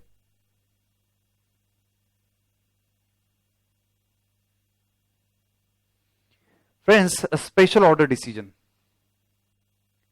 आपके स्टडी मटेरियल में 2 अलग अलग हिस्से में है, उसको मैंने मर्ज कर दिया और एक सिंपल प्रेजेंटेशन किया हुआ है। फ्रेंड्स, स्पेशल ऑर्डर डिसीजन मतलब एक सिंपल एग्जांपल देता हूं फ्रेंड, मेरे फैक्ट्री का जो कैपेसिटी है वो 1 लाख यूनिट मैन्युफैक्चर करना, normal capacity utilisation is 60,000 unit. Normally मैं 60,000 यूनिट बेचता हूं मार्केट में, तो 40,000 मेरा आइडल कैपेसिटी है। राइट और रॉन्ग? 40,000 क्या है boss? 40,000 is my idle capacity. ठीक है, अब 20,000 का एक डिमांड आ गया, एक्सपोर्ट ऑर्डर आ गया। ठीक है, 40,000 का एक एक्सपोर्ट ऑर्डर आ गया। तो अब क्वेश्चन ये है, 2 क्वेश्चन इसमें बनते हैं फ्रेंड्स। स्पेशल ऑर्डर का सेलिंग प्राइस क्या रहेगा? ऑब्वियसली ये जो 60,000 है उसके और इसके सेलिंग प्राइस में डिफरेंस तो रहेगा ही। ठीक है, तो पहला क्वेश्चन क्या है भाई, क्या सेलिंग प्राइस रहेगा, और दूसरा कस्टमर डायरेक्टली आता है और बोलता है ये 40,000 unit I am going to purchase at ₹100। तो क्वेश्चन इज, बेचेंगे 100 में या नहीं बेचेंगे? 100 रुपए में बेचना है या नहीं बेचना, ये क्वेश्चन है। राइट फ्रेंड्स, तोड़ मालिक एकदम समझ गया। तो बैलेंस कैपेसिटी, स्पेशल ऑर्डर का मतलब क्या? आपकी कुछ आइडल कैपेसिटी है, बैलेंस कैपेसिटी है, उसके लिए कुछ ऑर्डर आता है, तो भाई एक्सेप्ट करें या रिजेक्ट करें? अगर प्राइस सामने वाला कोट कर रहा है, ये प्राइस पे मैं लेने के लिए रेडी हूं, एक्सेप्ट करे या रिजेक्ट करे? और दूसरा, ये 40,000 मुझे चाहिए, कितने में बेचोगे? 20,000 मुझे चाहिए, ये आप कितने में बेचेंगे? ये क्वेश्चन आ सकता है। तो ये दो पार्ट में मैंने डिवाइड किया, आपके स्टडी मटेरियल में दो अलग कंसेप्ट में दिया। सिंपल, ये सिमिलर है, इसलिए मैंने इसको मर्ज कर दिया। आगे चलिए फ्रेंड्स, सबसे पहले तो प्राइस कैलकुलेट करना है। कस्टमर बोल रहा है भाई कितने पे बेचेगा, वो प्राइस मुझे बता देना। सबसे पहला पॉइंट है फ्रेंड्स यहां पे, प्रोडक्शन की कॉस्ट, इंक्रीमेंटल कॉस्ट, यानी ये जो 40,000 यूनिट्स या 20,000 यूनिट्स का ऑर्डर है, ये मैन्युफैक्चर करने के लिए कौन सी कॉस्ट लगेगी? मटेरियल लगेगा, लेबर लगेगा, वेरिएबल ओवरहेड लगेगा। Sir ji incremental fixed overhead, word very important है, incremental fixed overhead. Absorb allocated charge apportion consider नहीं होगा। अब इंक्रीमेंटल फिक्स्ड ओवरहेड का मतलब क्या है? 60,000 से 1 लाख के बीच में अगर आपको आपकी कैपेसिटी यूटिलाइज करने तो एक्स्ट्रा सुपरविजन लगेगा, एक्स्ट्रा मार्केटिंग लगेगा, एक्स्ट्रा एडमिनिस्ट्रेशन लगेगा, सैलरी एक्स्ट्रा पे करना पड़ेगा। तो ये एक्स्ट्रा प्रोडक्शन की वजह से जो फिक्स कॉस्ट बढ़ता है, that we are going to consider which is incremental fixed overhead. ये आएगा आपका इंक्रीमेंटल फिक्स्ड ओवरहेड। ठीक है मालिक, समझ गया एकदम अच्छे से। Next point, incremental fixed overhead के बाद टोटल आपका आ गया। ये जो भी कुछ ऑर्डर है, ये टोटल कॉस्ट कितना आ रहा है, इसमें कुछ डिजायर्ड प्रॉफिट रहेगा, वो डिजायर्ड प्रॉफिट मैंने ऐड कर दिया, और ये आ जाएगा मेरा selling price, which is called as the minimum selling price. कम से कम ये प्राइस पे मुझे बेचना है। लेकिन सामने वाला प्राइस लेके आ रहा है, सामने वाला प्राइस लेके आ रहा है, तो एक्सेप्ट करना या रिजेक्ट करना, ये अगर है तो we are going to shift in the second column. और सेकंड कॉलम में यही फॉर्मेट है, बस नीचे का ऊपर, ऊपर का नीचे हो गया। स्टार्ट किया हमने सेलिंग प्राइस से, ऑल इंक्रीमेंटल कॉस्ट हमने लेस कर दिया। हाँ भाई, प्रॉफिट अगर आता है तो एक्सेप्ट कर, लॉस आता है तो रिजेक्ट कर। प्रॉफिट आता है तो एक्सेप्ट कर, लॉस आता है तो रिजेक्ट कर, इतना सिंपल है। इसमें आपके एग्जाम में क्वेश्चन आया था कि अगर सपोज, ध्यान से सुनिएगा, बहुत ज्यादा इंपॉर्टेंट है, ट्रांसफर प्राइसिंग में भी एप्लीकेबल है। आगे फ्रेंड्स, आपकी कैपेसिटी 1 लाख है, नॉर्मली 60,000 यूटिलाइज कर रहे हैं, ओके, 40,000 आपका आइडल कैपेसिटी है। लेकिन एक कस्टमर आता है, एक कस्टमर आता है और वो बोलता है भाई मुझे 45,000 यूनिट चाहिए, चाहिए या नहीं चाहिए? 45 चाहिए, मैं 40,000 नहीं लूंगा, मुझे 45,000 चाहिए। ठीक है, वो शादी में रुसने वाले फूफा रहते ना, फूफा वैसा ही है, चाहिए तो पूरा 45,000 चाहिए। अब फ्रेंड्स पॉइंट इज दैट आपकी आइडल कैपेसिटी 40,000 है, अब ये बंदे को चाहिए 45,000 यूनिट्स। तो ऑब्वियसली अगर सोच रहे हो, मैं ये नहीं बोल रहा करना चाहिए, जब आप सोच रहे हो तब कैलकुलेशन करेंगे, अच्छा 45,000 चाहिए लेकिन हमारी जो आइडल कैपेसिटी है वो 40,000 ही है, तो आपको क्या करना पड़ेगा? जो मार्केट में अभी आप 60,000 बेच रहे हो उसकी जगह पे 55,000 बेचना पड़ेगा। मतलब ये 45,000 का ऑफर अगर आप एक्सेप्ट करते हो तो 5,000 की अपॉर्चुनिटी लॉस्ट भी कंसीडर करनी पड़ेगी, 5,000 की अपॉर्चुनिटी लॉस्ट भी कंसीडर करनी पड़ेगी। तो जो 5,000 यूनिट्स का कंट्रीब्यूशन लॉस्ट होगा, क्योंकि अभी मार्केट में नहीं बेच रहा हूं, मैं मार्केट में नहीं बेच रहा हूं, क्योंकि कैपेसिटी मेरी 40,000 आइडल थी, सामने वाले को 45,000 चाहिए, तो जो एग्जिस्टिंग कस्टमर है उसको 5,000 कम बेच के ये 45,000 का ऑर्डर में फुलफिल करेगा। तो ऐसे सिचुएशन में क्या होगा? कंट्रीब्यूशन लॉस्ट भी मुझे कंसीडर करना पड़ेगा 5,000 यूनिट्स का। ये लेकिन ये क्वेश्चन में अगर आता है फुल्ली एक्सेप्ट कर या फुल्ली रिजेक्ट कर, ऐसा क्वेश्चन आता है तो बनेगा। आगे चलिएगा फ्रेंड्स, तो ये था आपका मेक और buy decision, sorry special order decision. एक पॉइंट बहुत इंपॉर्टेंट है, पहले बता दिया था, fixed overhead which is absorb allocated charge apportion, fixed overhead which is absorb, ये खूंखार वर्ड अगर आता है, एब्सॉर्ब अलोकेटेड चार्ज एपोर्शन, ये सारे के सारे नॉन इंक्रीमेंटल फिक्स कॉस्ट है भाई, इनको इग्नोर कर देना। चलेगा, नेक्स्ट कंसेप्ट पे आते हैं, ऑप्टिमम मिक्स डिसीजन। ओके, एक से ज्यादा प्रोडक्ट है, कुछ लिमिटेशन है आपको प्रोडक्शन में, मटेरियल लिमिटेड है, लेबर आवर्स लिमिटेड है, या फिर मशीन आवर्स लिमिटेड है। इसमें बेस्ट पॉसिबल कैसे प्रोडक्शन करेंगे, ये क्वेश्चन बनता है ऑप्टिमम मिक्स डिसीजन। ठीक है, ये जो टाइप है इंपॉर्टेंट है, आपके स्टडी मटेरियल पे इस पे क्वेश्चन है। अब तक 3 बार एग्जाम में भी क्वेश्चन, सॉरी 2 बार एग्जाम में भी क्वेश्चन इस पे आ चुका है ऑप्टिमम मिक्स वाले। आगे एंड जो आपका टॉपिक नंबर 2 था, टॉपिक नंबर 2 में अगर आपको याद आ रहा है, हमने कंसेप्ट देखा था फ्रेंड्स, गोल्ड रेड भाई साहब के 5 पॉइंट परफॉर्मेंस इंप्रूव करने के। ठीक है, नहीं याद आ रहा है, बॉटल नेक एक्टिविटी एक्सेट्रा हमने डिटेल में एक्सप्लेन किया था। तो बॉटल नेक के क्वेश्चन सॉल्व करते वक्त ये जो है प्रेजेंटेशन है वो हमें लगने वाला है। एक दूसरा, ट्रांसफर प्राइसिंग टॉपिक में जब भी मिक्स वगैरह कैलकुलेट करना है, ट्रांसफर प्राइस वगैरह कैलकुलेट करना है, ठीक है, तो ये हमें लगने वाला है इसके सारे स्टेप्स। तो ये जो कंसेप्ट है बहुत ही ज्यादा इंपॉर्टेंट है। और ऊपर भी हमने एक छोड़ के रखा है, मेक और बाय डिसीजन विथ लिमिटेशन। ठीक है, तो इसके बाद में वो भी एक्सप्लेन करेगा। आगे चलिए, मटेरियल लिमिटेड है, लेबर आवर्स लिमिटेड है या मशीन आवर्स लिमिटेड है, डिमांड लिमिटेड है, maximum demand, minimum demand etcetera, ऐसा कुछ लिमिटेशन दिया हुआ है क्वेश्चन में, राइट।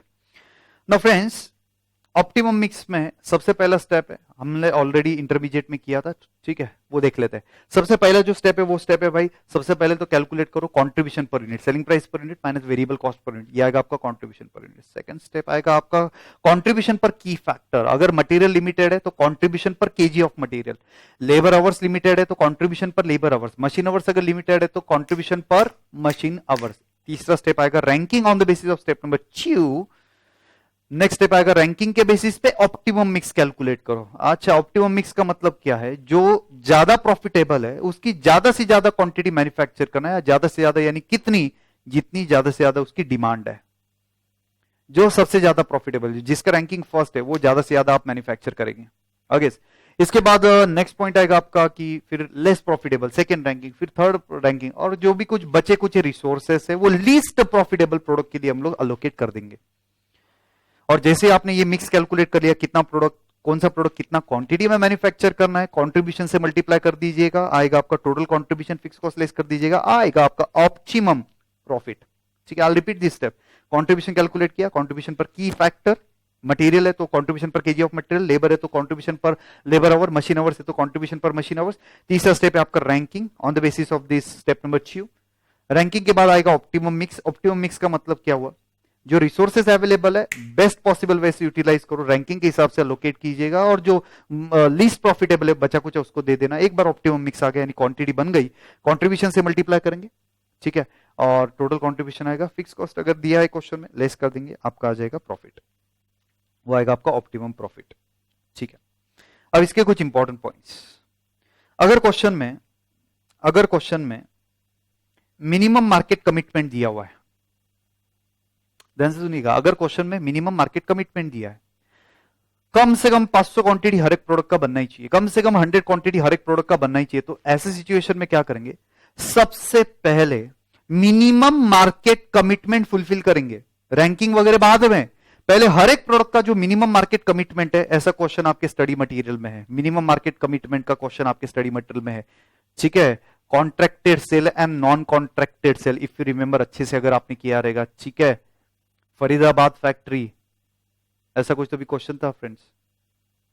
ओके, तो Gurgaon factory and Faridabad factory, ऐसा कोई तो भी क्वेश्चन था आई गेस। तो वो क्वेश्चन में कॉन्ट्रैक्टेड सेल था 10,000 का, G1, G2, G3, G4 ऐसे कुछ तो भी प्रोडक्ट है, या F1, F2, F3 ऐसे कुछ तो भी प्रोडक्ट है, और 10,000 कॉन्ट्रैक्टेड सेल। तो जो रिसोर्सेस है सबसे पहले आपको कहां पे लोकेट करना है, मिनिमम प्रोडक्शन के लिए अलोकेट करना है, और उसके बाद अगर कुछ रिसोर्सेस बचता है तो एज पर द रैंकिंग आप अलोकेट कर देंगे। पहले मिनिमम प्रोडक्शन फुलफिल कर देंगे, उसके बाद एज पर द रैंकिंग हम लोग अलोकेट करेंगे। ओके, समझ गए। अब आपके जो स्टडी मटेरियल में क्वेश्चन है, जो एग्जाम में आने के चांसेस बहुत ज्यादा है, जो फ्रेंड्स ओल्ड सिलेबस में भी काफी बार आया था, न्यू सिलेबस में भी आने के चांसेस बहुत ज्यादा है, आपके स्टडी मटेरियल पे इस पे भी एक क्वेश्चन है, तो वो मैं थोड़ा डिस्कस कर लेता हूं। आइदर और प्रोडक्शन करना है, जी हाँ मालिक, आइदर और प्रोडक्शन करना, इसका मतलब सपोज आपको 2 प्रोडक्ट दिए गए हैं, अरिस्टोक्रेट एंड डिलक्स, ऐसा क्वेश्चन हमने अपने क्लास में किया हुआ है, या फिर अगर आप आपका स्टडी मटेरियल देखेंगे तो ये क्वेश्चन है, ए एंड डी या ए एंड बी, ऐसे कुछ तो भी क्वेश्चन है ना। तो पॉइंट इज दैट मल्टीपल की फैक्टर दिया है, मल्टीपल की फैक्टर का मतलब मटेरियल लिमिटेड है, डिपार्टमेंट ए के आवर्स लिमिटेड है, डिपार्टमेंट बी के आवर्स लिमिटेड है, और डिमांड भी लिमिटेड है। ठीक है, तो क्वेश्चन में बोला गया है either you are going to manufacture aristocrat or you are going to manufacture deluxe, ये दोनों में से कोई भी एक ही प्रोडक्ट बनेगा। तो ये ऐसे क्वेश्चन सॉल्व करने के लिए क्या स्टेप आएगा? अगर मुझे एक ही प्रोडक्ट मैन्युफैक्चर करना है तो मिक्स का पॉसिबिलिटी नहीं है, ऑप्टिमम मिक्स, रैंकिंग वगैरह। भाई मिक्स में क्या होता है, ज्यादा प्रॉफिटेबल पहले बनाएंगे फिर कम प्रॉफिटेबल बनाएंगे, ऐसा नहीं है। आइदर और, आइदर अरिस्टोकेट और डीलक्स। अगर एक ही प्रोडक्ट मुझे मैन्युफैक्चर करना है, ऐसे सिचुएशन में मैं क्या करूंगा, जो जो रिसोर्सेस है, मटेरियल है, सारा की सारा ए को दे दूंगा, देखूंगा कितनी क्वांटिटी बनेगी ए की। डिपार्टमेंट ए के जो आवर्स है वो सारा की सारा ए को दूंगा, मैं चेक करूंगा कितनी क्वांटिटी बन सकती है। डिपार्टमेंट बी के मशीन आवर्स है, पूरा की पूरा मैंने ए को देना है, कितना क्वांटिटी बनेगा देख लूंगा और डिमांड के साथ कंपेयर करूंगा। वैसे मैं बी का कैलकुलेशन करूंगा, सारे मटेरियल, डिपार्टमेंट ए के आवर्स, डिपार्टमेंट बी के आवर्स और डिमांड के साथ मैं चेक करूंगा। Then I will select whichever is lower. Say for example material में बन सकता है 10,000, डिपार्टमेंट के आवर्स में बन सकता है 7,000, डिपार्टमेंट बी में बन सकता है 8,000, लेकिन डिमांड उसकी 6,000 है। तो मैं कितना क्वांटिटी मैन्युफैक्चर कर सकता हूं? Whichever is lower, that is 6,000 quantity में मैन्युफैक्चर करेगा। वैसे ही डिलक्स में कितना quantity, whichever is lower of all this, वो आपको वर्कआउट करना है। सपोज 5,000। इसके बाद आप कैलकुलेट करेंगे कॉन्ट्रीब्यूशन पर यूनिट, मल्टीप्लाई करेंगे क्वांटिटी से, जिसका टोटल कॉन्ट्रीब्यूशन ज्यादा वो एक प्रोडक्ट आप मैन्युफैक्चर करेंगे, जिसका टोटल कॉन्ट्रीब्यूशन ज्यादा वो एक प्रोडक्ट आप मैन्युफैक्चर करेंगे। आपके स्टडी मटेरियल में ग्राफिकल मेथड का क्वेश्चन दिया हुआ है। ठीक है, अब जैसे कि यही क्वेश्चन था, वो ऐसा ही क्वेश्चन था और उसमें बोला था नहीं नहीं हमें ए और बी दोनों मैन्युफैक्चर करना है, यानी उसमें दो क्वेश्चन थे, आइदर और। तो ये स्टेप्स मैंने बोला, क्या स्टेप बोला, सारे की सारे रिसोर्सेज एक ही प्रोडक्ट को दे दो और चेक करो कितना क्वांटिटी बन रहा है, which ever is lower select करो, कंट्रीब्यूशन पर यूनिट से मल्टीप्लाई करो, जिसका टोटल कंट्रीब्यूशन ज्यादा वो एक ही प्रोडक्ट हमें मैन्युफैक्चर करना है अगेज। और उसके बाद वही क्वेश्चन में उन्होंने बोला भाई हमें दोनों प्रोडक्ट मैन्युफैक्चर करना है, तो मिक्स क्या रहेगा, ए और बी का ऑप्टिमम मिक्स क्या रहेगा। अब इतने सारे लिमिटेशन, मटेरियल भी लिमिटेड, डिपार्टमेंट ए के आवर्स भी लिमिटेड, डिपार्टमेंट बी के आवर्स भी लिमिटेड, तो ऐसे सिचुएशन में ये जो हमने स्टेप पढ़ा सर, ये बहुत ही दिक्कत जाएगा। कंट्रीब्यूशन, कंट्रीब्यूशन पर की फैक्टर, रैंकिंग, ऑप्टिमम मिक्स, अरे कितना, तीन तीन कंट्रीब्यूशन पर की फैक्टर आएगा, तीन तीन ऑप्टिमम मिक्स आएगा, पॉसिबल नहीं है। तो ऐसा क्वेश्चन सॉल्व करने के लिए सिंगल लिमिटेशन है तो अपने ऊपर वाले स्टेप कर लेना, लेकिन अगर मल्टीपल लिमिटेशन है तो हम लोगों को क्या करना पड़ेगा फ्रेंड्स, ग्राफिकल मेथड से सॉल्व करना पड़ेगा। और ग्राफिकल मेथड में क्या करेंगे, सबसे पहले तो friends define decision variable, I hope आपने ये पढ़ा रहेगा। ठीक है, तो डिसीजन वेरिएबल क्या है, तो assume x and y be the quantity of a and b respectively, assume x and y be the quantity of product a and b respectively, then objective function, objective क्या है आपका, profit maximise करना, तो maximise Z ऐसे लिखना पड़ता है, maximize Z is equal to, suppose A का प्रॉफिट 50 है इंटू एक्स, बी का प्रॉफिट 60 है into Y, 50x plus 60y, ये आपका ऑब्जेक्टिव है। इसके बाद डिफाइन कंस्ट्रेंट फंक्शन, लिमिटेशन क्या क्या है भाई, डिमांड लिमिटेशन है, मटेरियल एक्सेट्रा, ये सब कुछ लिमिटेशन है। जैसे कि फ्रेंड्स मटेरियल 2x, ए का एक क्वांटिटी के लिए 2 मटेरियल लगता है, बी का एक क्वांटिटी के लिए भी 2 लगता है, सपोज 2y, ठीक है, लेस देन और equal to friends, suppose material आपका एक 20,000 क्वांटिटी एक्सेट्रा। फिर डिपार्टमेंट ए, ठीक है, 2 hour into X quantity, 1.5 hour into Y quantity, less than और इक्वल टू सपोज कुछ 18,000 ऐसे कुछ, तो सो ऑन।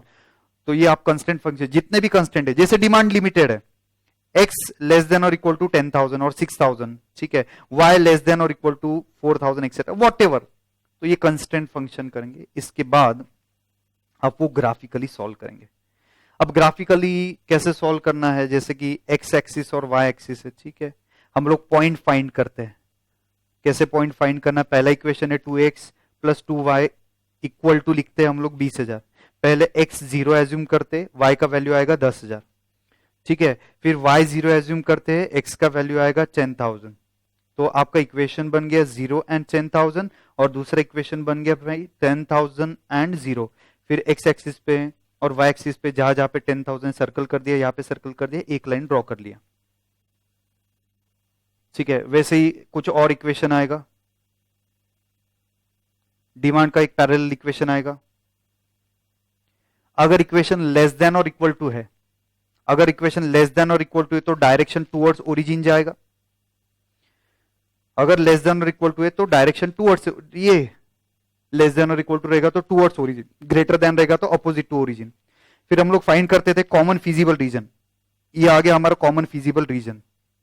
इसमें सारे की सारे कॉर्नर पॉइंट्स और सारे की सारे इंटरसेक्शन हम लोगों को कंसिडर करना था।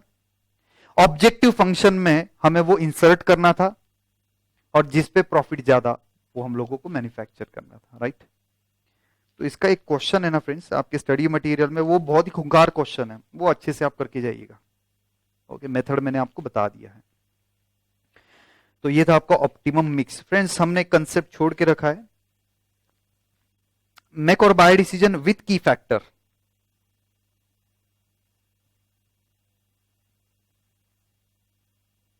विथ लिमिटेशन, जी मालिक।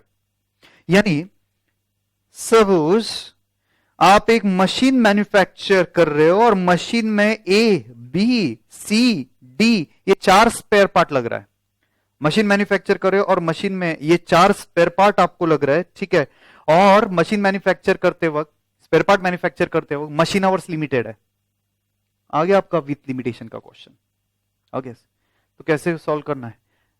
Relevant cost of production compare करो परचेज प्राइस के साथ, आएगा आपका सेविंग्स फ्रॉम प्रोडक्शन। फ्रेंड्स यहां पे कंट्रीब्यूशन नहीं आएगा ना, जैसे हम लोग यही स्टेप है ना ऑप्टिमम मिक्स पे फाइंड किया था, कंट्रीब्यूशन पर की factor ranking, optimum mix, optimum profit.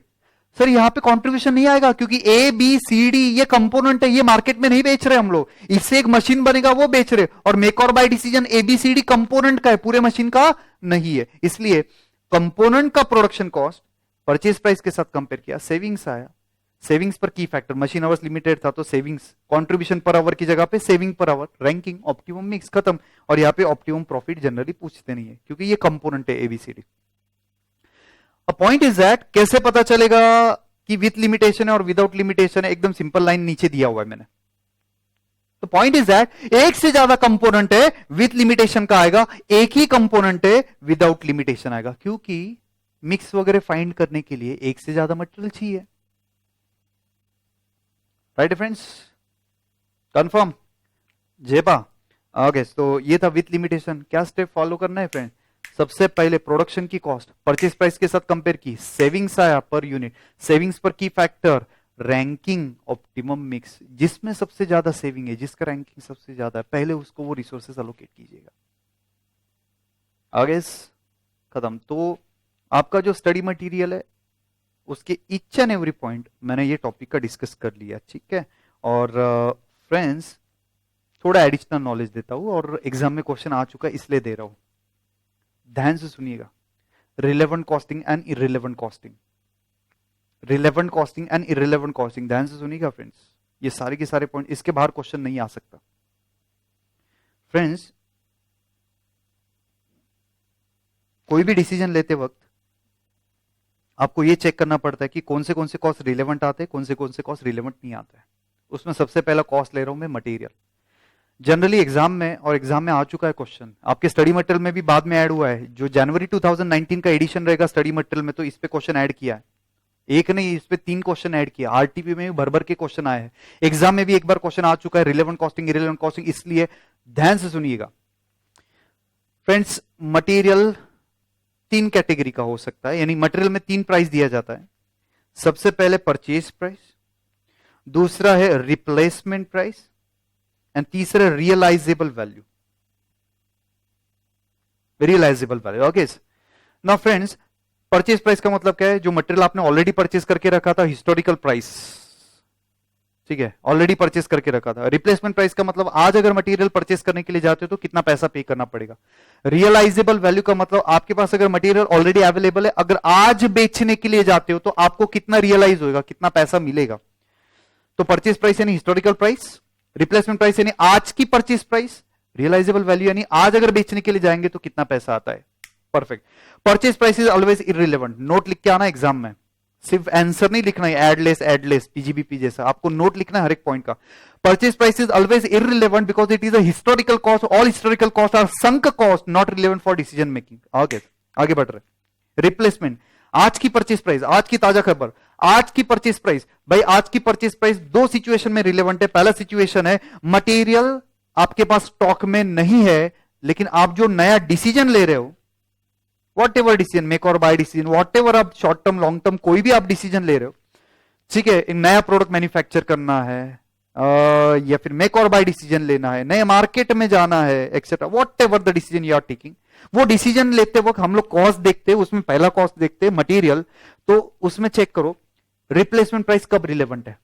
Sir material आपके पास स्टॉक में नहीं है, मटेरियल आपके पास स्टॉक में नहीं है, लेकिन डिसीजन के लिए लग रहा है। आप पहले पी प्रोडक्ट मैन्युफैक्चर कर रहे थे, अब आपने सोचा पी के साथ एक नया प्रोडक्ट क्यू भी मैन्युफैक्चर करेंगे, क्यू मैन्युफैक्चर करने के लिए कुछ एक्सवाइजेड मटेरियल लग रहा है, ये आपके पास स्टॉक में नहीं है, तो भाई परचेस करना पड़ेगा। कौन सा प्राइस रिलेवेंट आएगा? Replacement price. Okay, next one, P और क्यू दोनों मटेरियल एम से बनता है, पी और क्यू दोनों मटेरियल एम से बनता है, और मटेरियल एम का आपके पास ऑलरेडी स्टॉक है। पी मैन्युफैक्चर करने के लिए 1000 क्वांटिटी लग रहा है, क्यू मैन्युफैक्चर करने के लिए भी 1000 क्वांटिटी लग रहा है, लेकिन आपके पास स्टॉक में 1000 ही क्वांटिटी अवेलेबल है। Requirement is 2000, availability is 1000। तो मतलब ये हुआ फ्रेंड्स, आप एक नया डिसीजन ले रहे हो, एक नया प्रोडक्ट मैन्युफैक्चर करना है, दैट इज प्रोडक्ट क्यू। तो अगर ये मटेरियल एम मैंने क्यू को दे दिया तो पी के लिए मटेरियल नहीं बचेगा, परचेस करना पड़ेगा ना। या फिर ये मटेरियल मैंने पी को दे दिया तो क्यू के लिए नहीं बचेगा, वहां पे परचेस करना पड़ेगा। मतलब ये हुआ material already in stock and having alternative use, material already in stock and having alternative use, तो भी रिप्लेस करना पड़ेगा। भाई इधर यूज करो या दूसरी जगह पे यूज करो, आपको रिप्लेस करना ही पड़ेगा।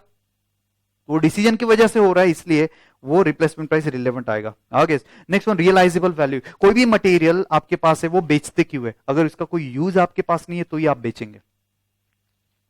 कोई अल्टरनेटिव यूज ही नहीं था, मटेरियल पड़ा हुआ था, ओवर परचेसेस हो चुका था, ऑब्सोल्यूट मटेरियल है, प्रीवियस कॉन्ट्रैक्ट है जो कैंसिल हो चुका था, उसके लिए कुछ मटेरियल आया हुआ है, और फ्रेंड्स अब ये आपके पास स्टॉक में लग नहीं रहा है। जैसे ही मार्केट में आप बेचने जा रहे थे, वैसे एक नया ऑर्डर आता है, नया प्रोडक्ट आता है क्यू। कोई अल्टरनेटिव यूज अब तक तो नहीं था, इसलिए आप वो बेचने के लिए जा रहे थे, आपका स्टोर मैनेजर वो लेके जा रहा था बेचने के लिए, तभी मार्केट से फोन आता है कि भाई मुझे क्यू प्रोडक्ट चाहिए, और जो बेचने के लिए जा रहे थे मटेरियल वो क्यू के लिए लगने वाला है। तो आपने इमीडिएटली वो स्टोर मैनेजर, ए भाई रुक रुक रुक रुक, बेच मत, आजा जा, जा, जा, एक नया ऑर्डर आया, तो वो मटेरियल आपने वहां पे निपटा दिया, ये क्यू मैन्युफैक्चर करने के लिए वो मटेरियल निपटा दिया, वहां पे यूज कर लिया। मतलब ये हुआ जो बेचने के लिए जा रहे थे वो न बेचते हुए वापस लेके आ गए और क्यू के लिए यूज किया। तो ये किसकी वजह से हुआ? क्यू की वजह से हुआ, ये नए डिसीजन की वजह से हुआ है। इसका मतलब अगर आपने क्यू मैन्युफैक्चर किया तो आपने अपॉर्चुनिटी लॉस्ट कर दिया। किसका? Realisable value. बेचने जा रहा था ना, देखिए क्या बोला, यूज कुछ भी नहीं था, अब तक तो कुछ यूज नहीं था, तो वो मटेरियल उठाया लेके गया मार्केट में बेचने लग गया, ठीक है। तभी एक कस्टमर आता है, वो बोलते हैं मुझे एक क्यू प्रोडक्ट मैन्युफैक्चर करके दो, और आपको ऐसा पता है कि ये क्यू प्रोडक्ट के लिए वो जो मटेरियल वो लग जाएगा, वो वहां पे निपटा देंगे, अपन यूज कर लेंगे। तो आपने वो जो मैनेजर बेचने के लिए गया था उसको फोन किया, अरे बेचा क्या? नहीं नहीं नहीं नहीं बेचा। अरे वापिस लेके आ तू, वो अपने को लग रहा है। तो वो न बेचते हुए वो वापिस लेके आया, और क्यू प्रोड्यूस, जो नया डिसीजन आपने लिया है उसके लिए अगर आपने वो यूज कर लिया तो ऑब्वियसली आपका अपॉर्चुनिटी लूज हुआ। किसका? रियलाइजेबल वैल्यू का। इसके बाहर कंसेप्ट आ ही नहीं सकता, इसके बाहर कंसेप्ट नहीं आएगा। Purchase price always irrelevant, replacement price, आज की परचेज प्राइस दो जगह पे रिलेवेंट है। Material required for the new decision and material not in stock. Next one, material required for the new decision, material already in stock and having alternative use, उधर use किया इधर replace करो, इधर use किया उधर replace करो। And तीसरा realisable value, अगर मटेरियल स्टॉक में जिसका कोई अल्टरनेटिव यूज नहीं था, तो नए डिसीजन के लिए अगर आपने मटेरियल यूज कर लिया तो आप अपॉर्चुनिटी लूज कर रहे हो उसके रियलाइजेबल वैल्यू की। ओके, इसके बाहर कोई पॉइंट नहीं है friends. Next one, labour. Friends labour की दो कैटेगरी, एक है कैजुअल वर्कर, टेम्पररी वर्कर, एक है आपका permanent worker. Casual worker, temporary worker अगर लगता है नए डिसीजन के लिए तो ऑलवेज रिलेवेंट, क्योंकि वो इंक्रीमेंटल कॉस्ट है। लेकिन परमानेंट लेबर है, उसकी दो कैटेगरी है, permanent labour idle, permanent labour busy. Permanent labour idle and permanent labour busy. अच्छा, परमानेंट है यानी काम रहेगा नहीं रहेगा, पैसा देना पड़ेगा, आर्टिकलशिप, आपके बॉस के पास काम है नहीं है, बुलाएगा ही वो, ठीक है। तो इसका मतलब क्या हुआ? परमानेंट वर्कर और आइडल कैपेसिटी। ठीक है, एग्जाम्पल के लिए आपके वर्कर को 2000 आवर्स का पेमेंट देना ही देना है एज पर द एग्रीमेंट, और अभी आपके पास 1000 आवर्स का काम है सिर्फ, यानी 1000 आवर्स आइडल है, फिर भी पेमेंट तो पूरा 2000 का जाएगा। अब एक नया डिसीजन ले लिया, क्यों मैन्युफैक्चर करो, और क्यों मैन्युफैक्चर करते वक्त ये आइडल में से 500 आवर्स यूज कर लिया, तो मतलब ये हुआ मालिक लेबर कॉस्ट बढ़ा क्या? Answer is no. पहले भी 2000 आवर्स का पेमेंट किया था, अभी भी 2000 आवर्स का ही पेमेंट करना है, तो permanent labour idle capacity always irrelevant for decision making, क्योंकि वो चेंज नहीं होने वाला है। Next point friends, permanent worker लेकिन बिजी, आपके पास 1000 आवर्स अवेलेबल है, परमानेंट वर्कर के 1000 आवर्स अवेलेबल है, पेमेंट 1000 आवर्स का होता है, आप ऑलरेडी पी मैन्युफैक्चर कर रहे थे, उसके लिए 1000 आवर्स लग रहा है, यानी आइडल कैपेसिटी कुछ भी नहीं है। अब एक नया प्रोडक्ट मैन्युफैक्चर करना है आपको, और वो नया प्रोडक्ट मैन्युफैक्चर करना है, क्यों? उसके लिए 300 आवर्स सपोज लग रहा है कुछ, तो इसका मतलब क्या है?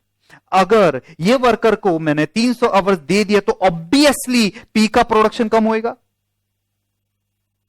यहां पे मुझे फ्रेंड्स अपॉर्चुनिटी लॉस कंसीडर करना पड़ेगा, क्योंकि ये 300 आवर्स जो पहले पी के लिए यूटिलाइज करना था वो मैंने शिफ्ट कर दिया क्यू के लिए, तो वहां इसकी वजह से पी का प्रोडक्शन कम हो रहा है, तो कंट्रीब्यूशन लॉस्ट मुझे कंसीडर करना पड़ेगा प्रोडक्ट पी का। ओके, तो जो एक्सट्रीमली बिजी है तो उस सिचुएशन में अपॉर्चुनिटी लॉस भी आपको साथ में कंसीडर करना पड़ेगा। जो आइडियल है उसका कोई भी लेबर कॉस्ट कंसीडर नहीं करना है, क्योंकि वो नॉट इंक्रीमेंटल कॉस्ट, और जो कैजुअल वर्कर है, टेम्पररी वर्कर है, और ये ऑलवेज रिलेवेंट आएगा, कैजुअल या टेम्पररी वर्कर जो है वो ऑलवेज आपका रिलेवेंट आएगा। आई होप ये पॉइंट क्लियर है। चलिए, मेन पॉइंट तो आपका कंप्लीट हो गया, अब आगे फ्रेंड्स अगला पॉइंट है आपका variable overheads. Yes, all variable overheads are incremental overheads. ठीक है, वेरिएबल ओवरहेड सारे की सारे इंक्रीमेंटल ओवरहेड है, रिलेवेंट फॉर डिसीजन मेकिंग। अगला पॉइंट है फिक्स्ड ओवरहेड। ठीक है ना, फिक्स्ड ओवरहेड को दो कैटेगरी में डिवाइड किया, incremental fixed overhead and absorb allocated charge and apportion overhead. Friends, absorb allocated charge, apportion are always irrelevant because they are not incremental cost, लेकिन decision की वजह से अगर कोई फिक्स कॉस्ट बढ़ता है तो yes it is relevant for decision making. Okay, तो incremental fixed overhead are relevant, absorb allocated charge apportion are not relevant. Next one, अगला पॉइंट है फ्रेंड्स अपॉर्चुनिटी लॉस्ट।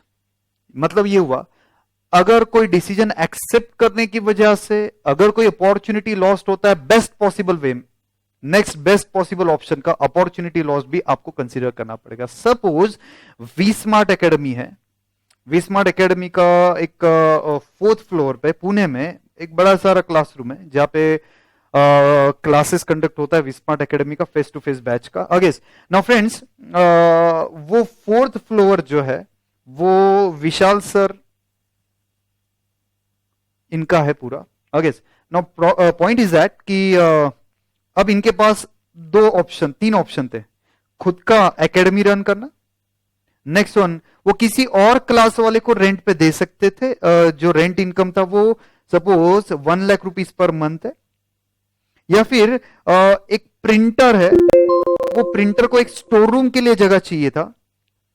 ठीक है, तो उसको वो जगह यूज हो सकता है क्योंकि वही बिल्डिंग में नीचे उसका प्रिंटिंग का ये था, तो 60,000 रुपीज पर मंथ वो देने के लिए रेडी था।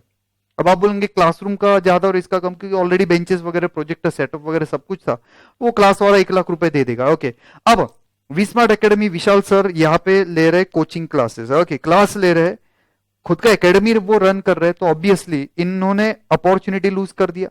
कौन सा? रेंट इनकम का अपॉर्चुनिटी लूज कर दिया। लेकिन क्या दोनों रेंट इनकम पॉसिबल थे? Answer is no.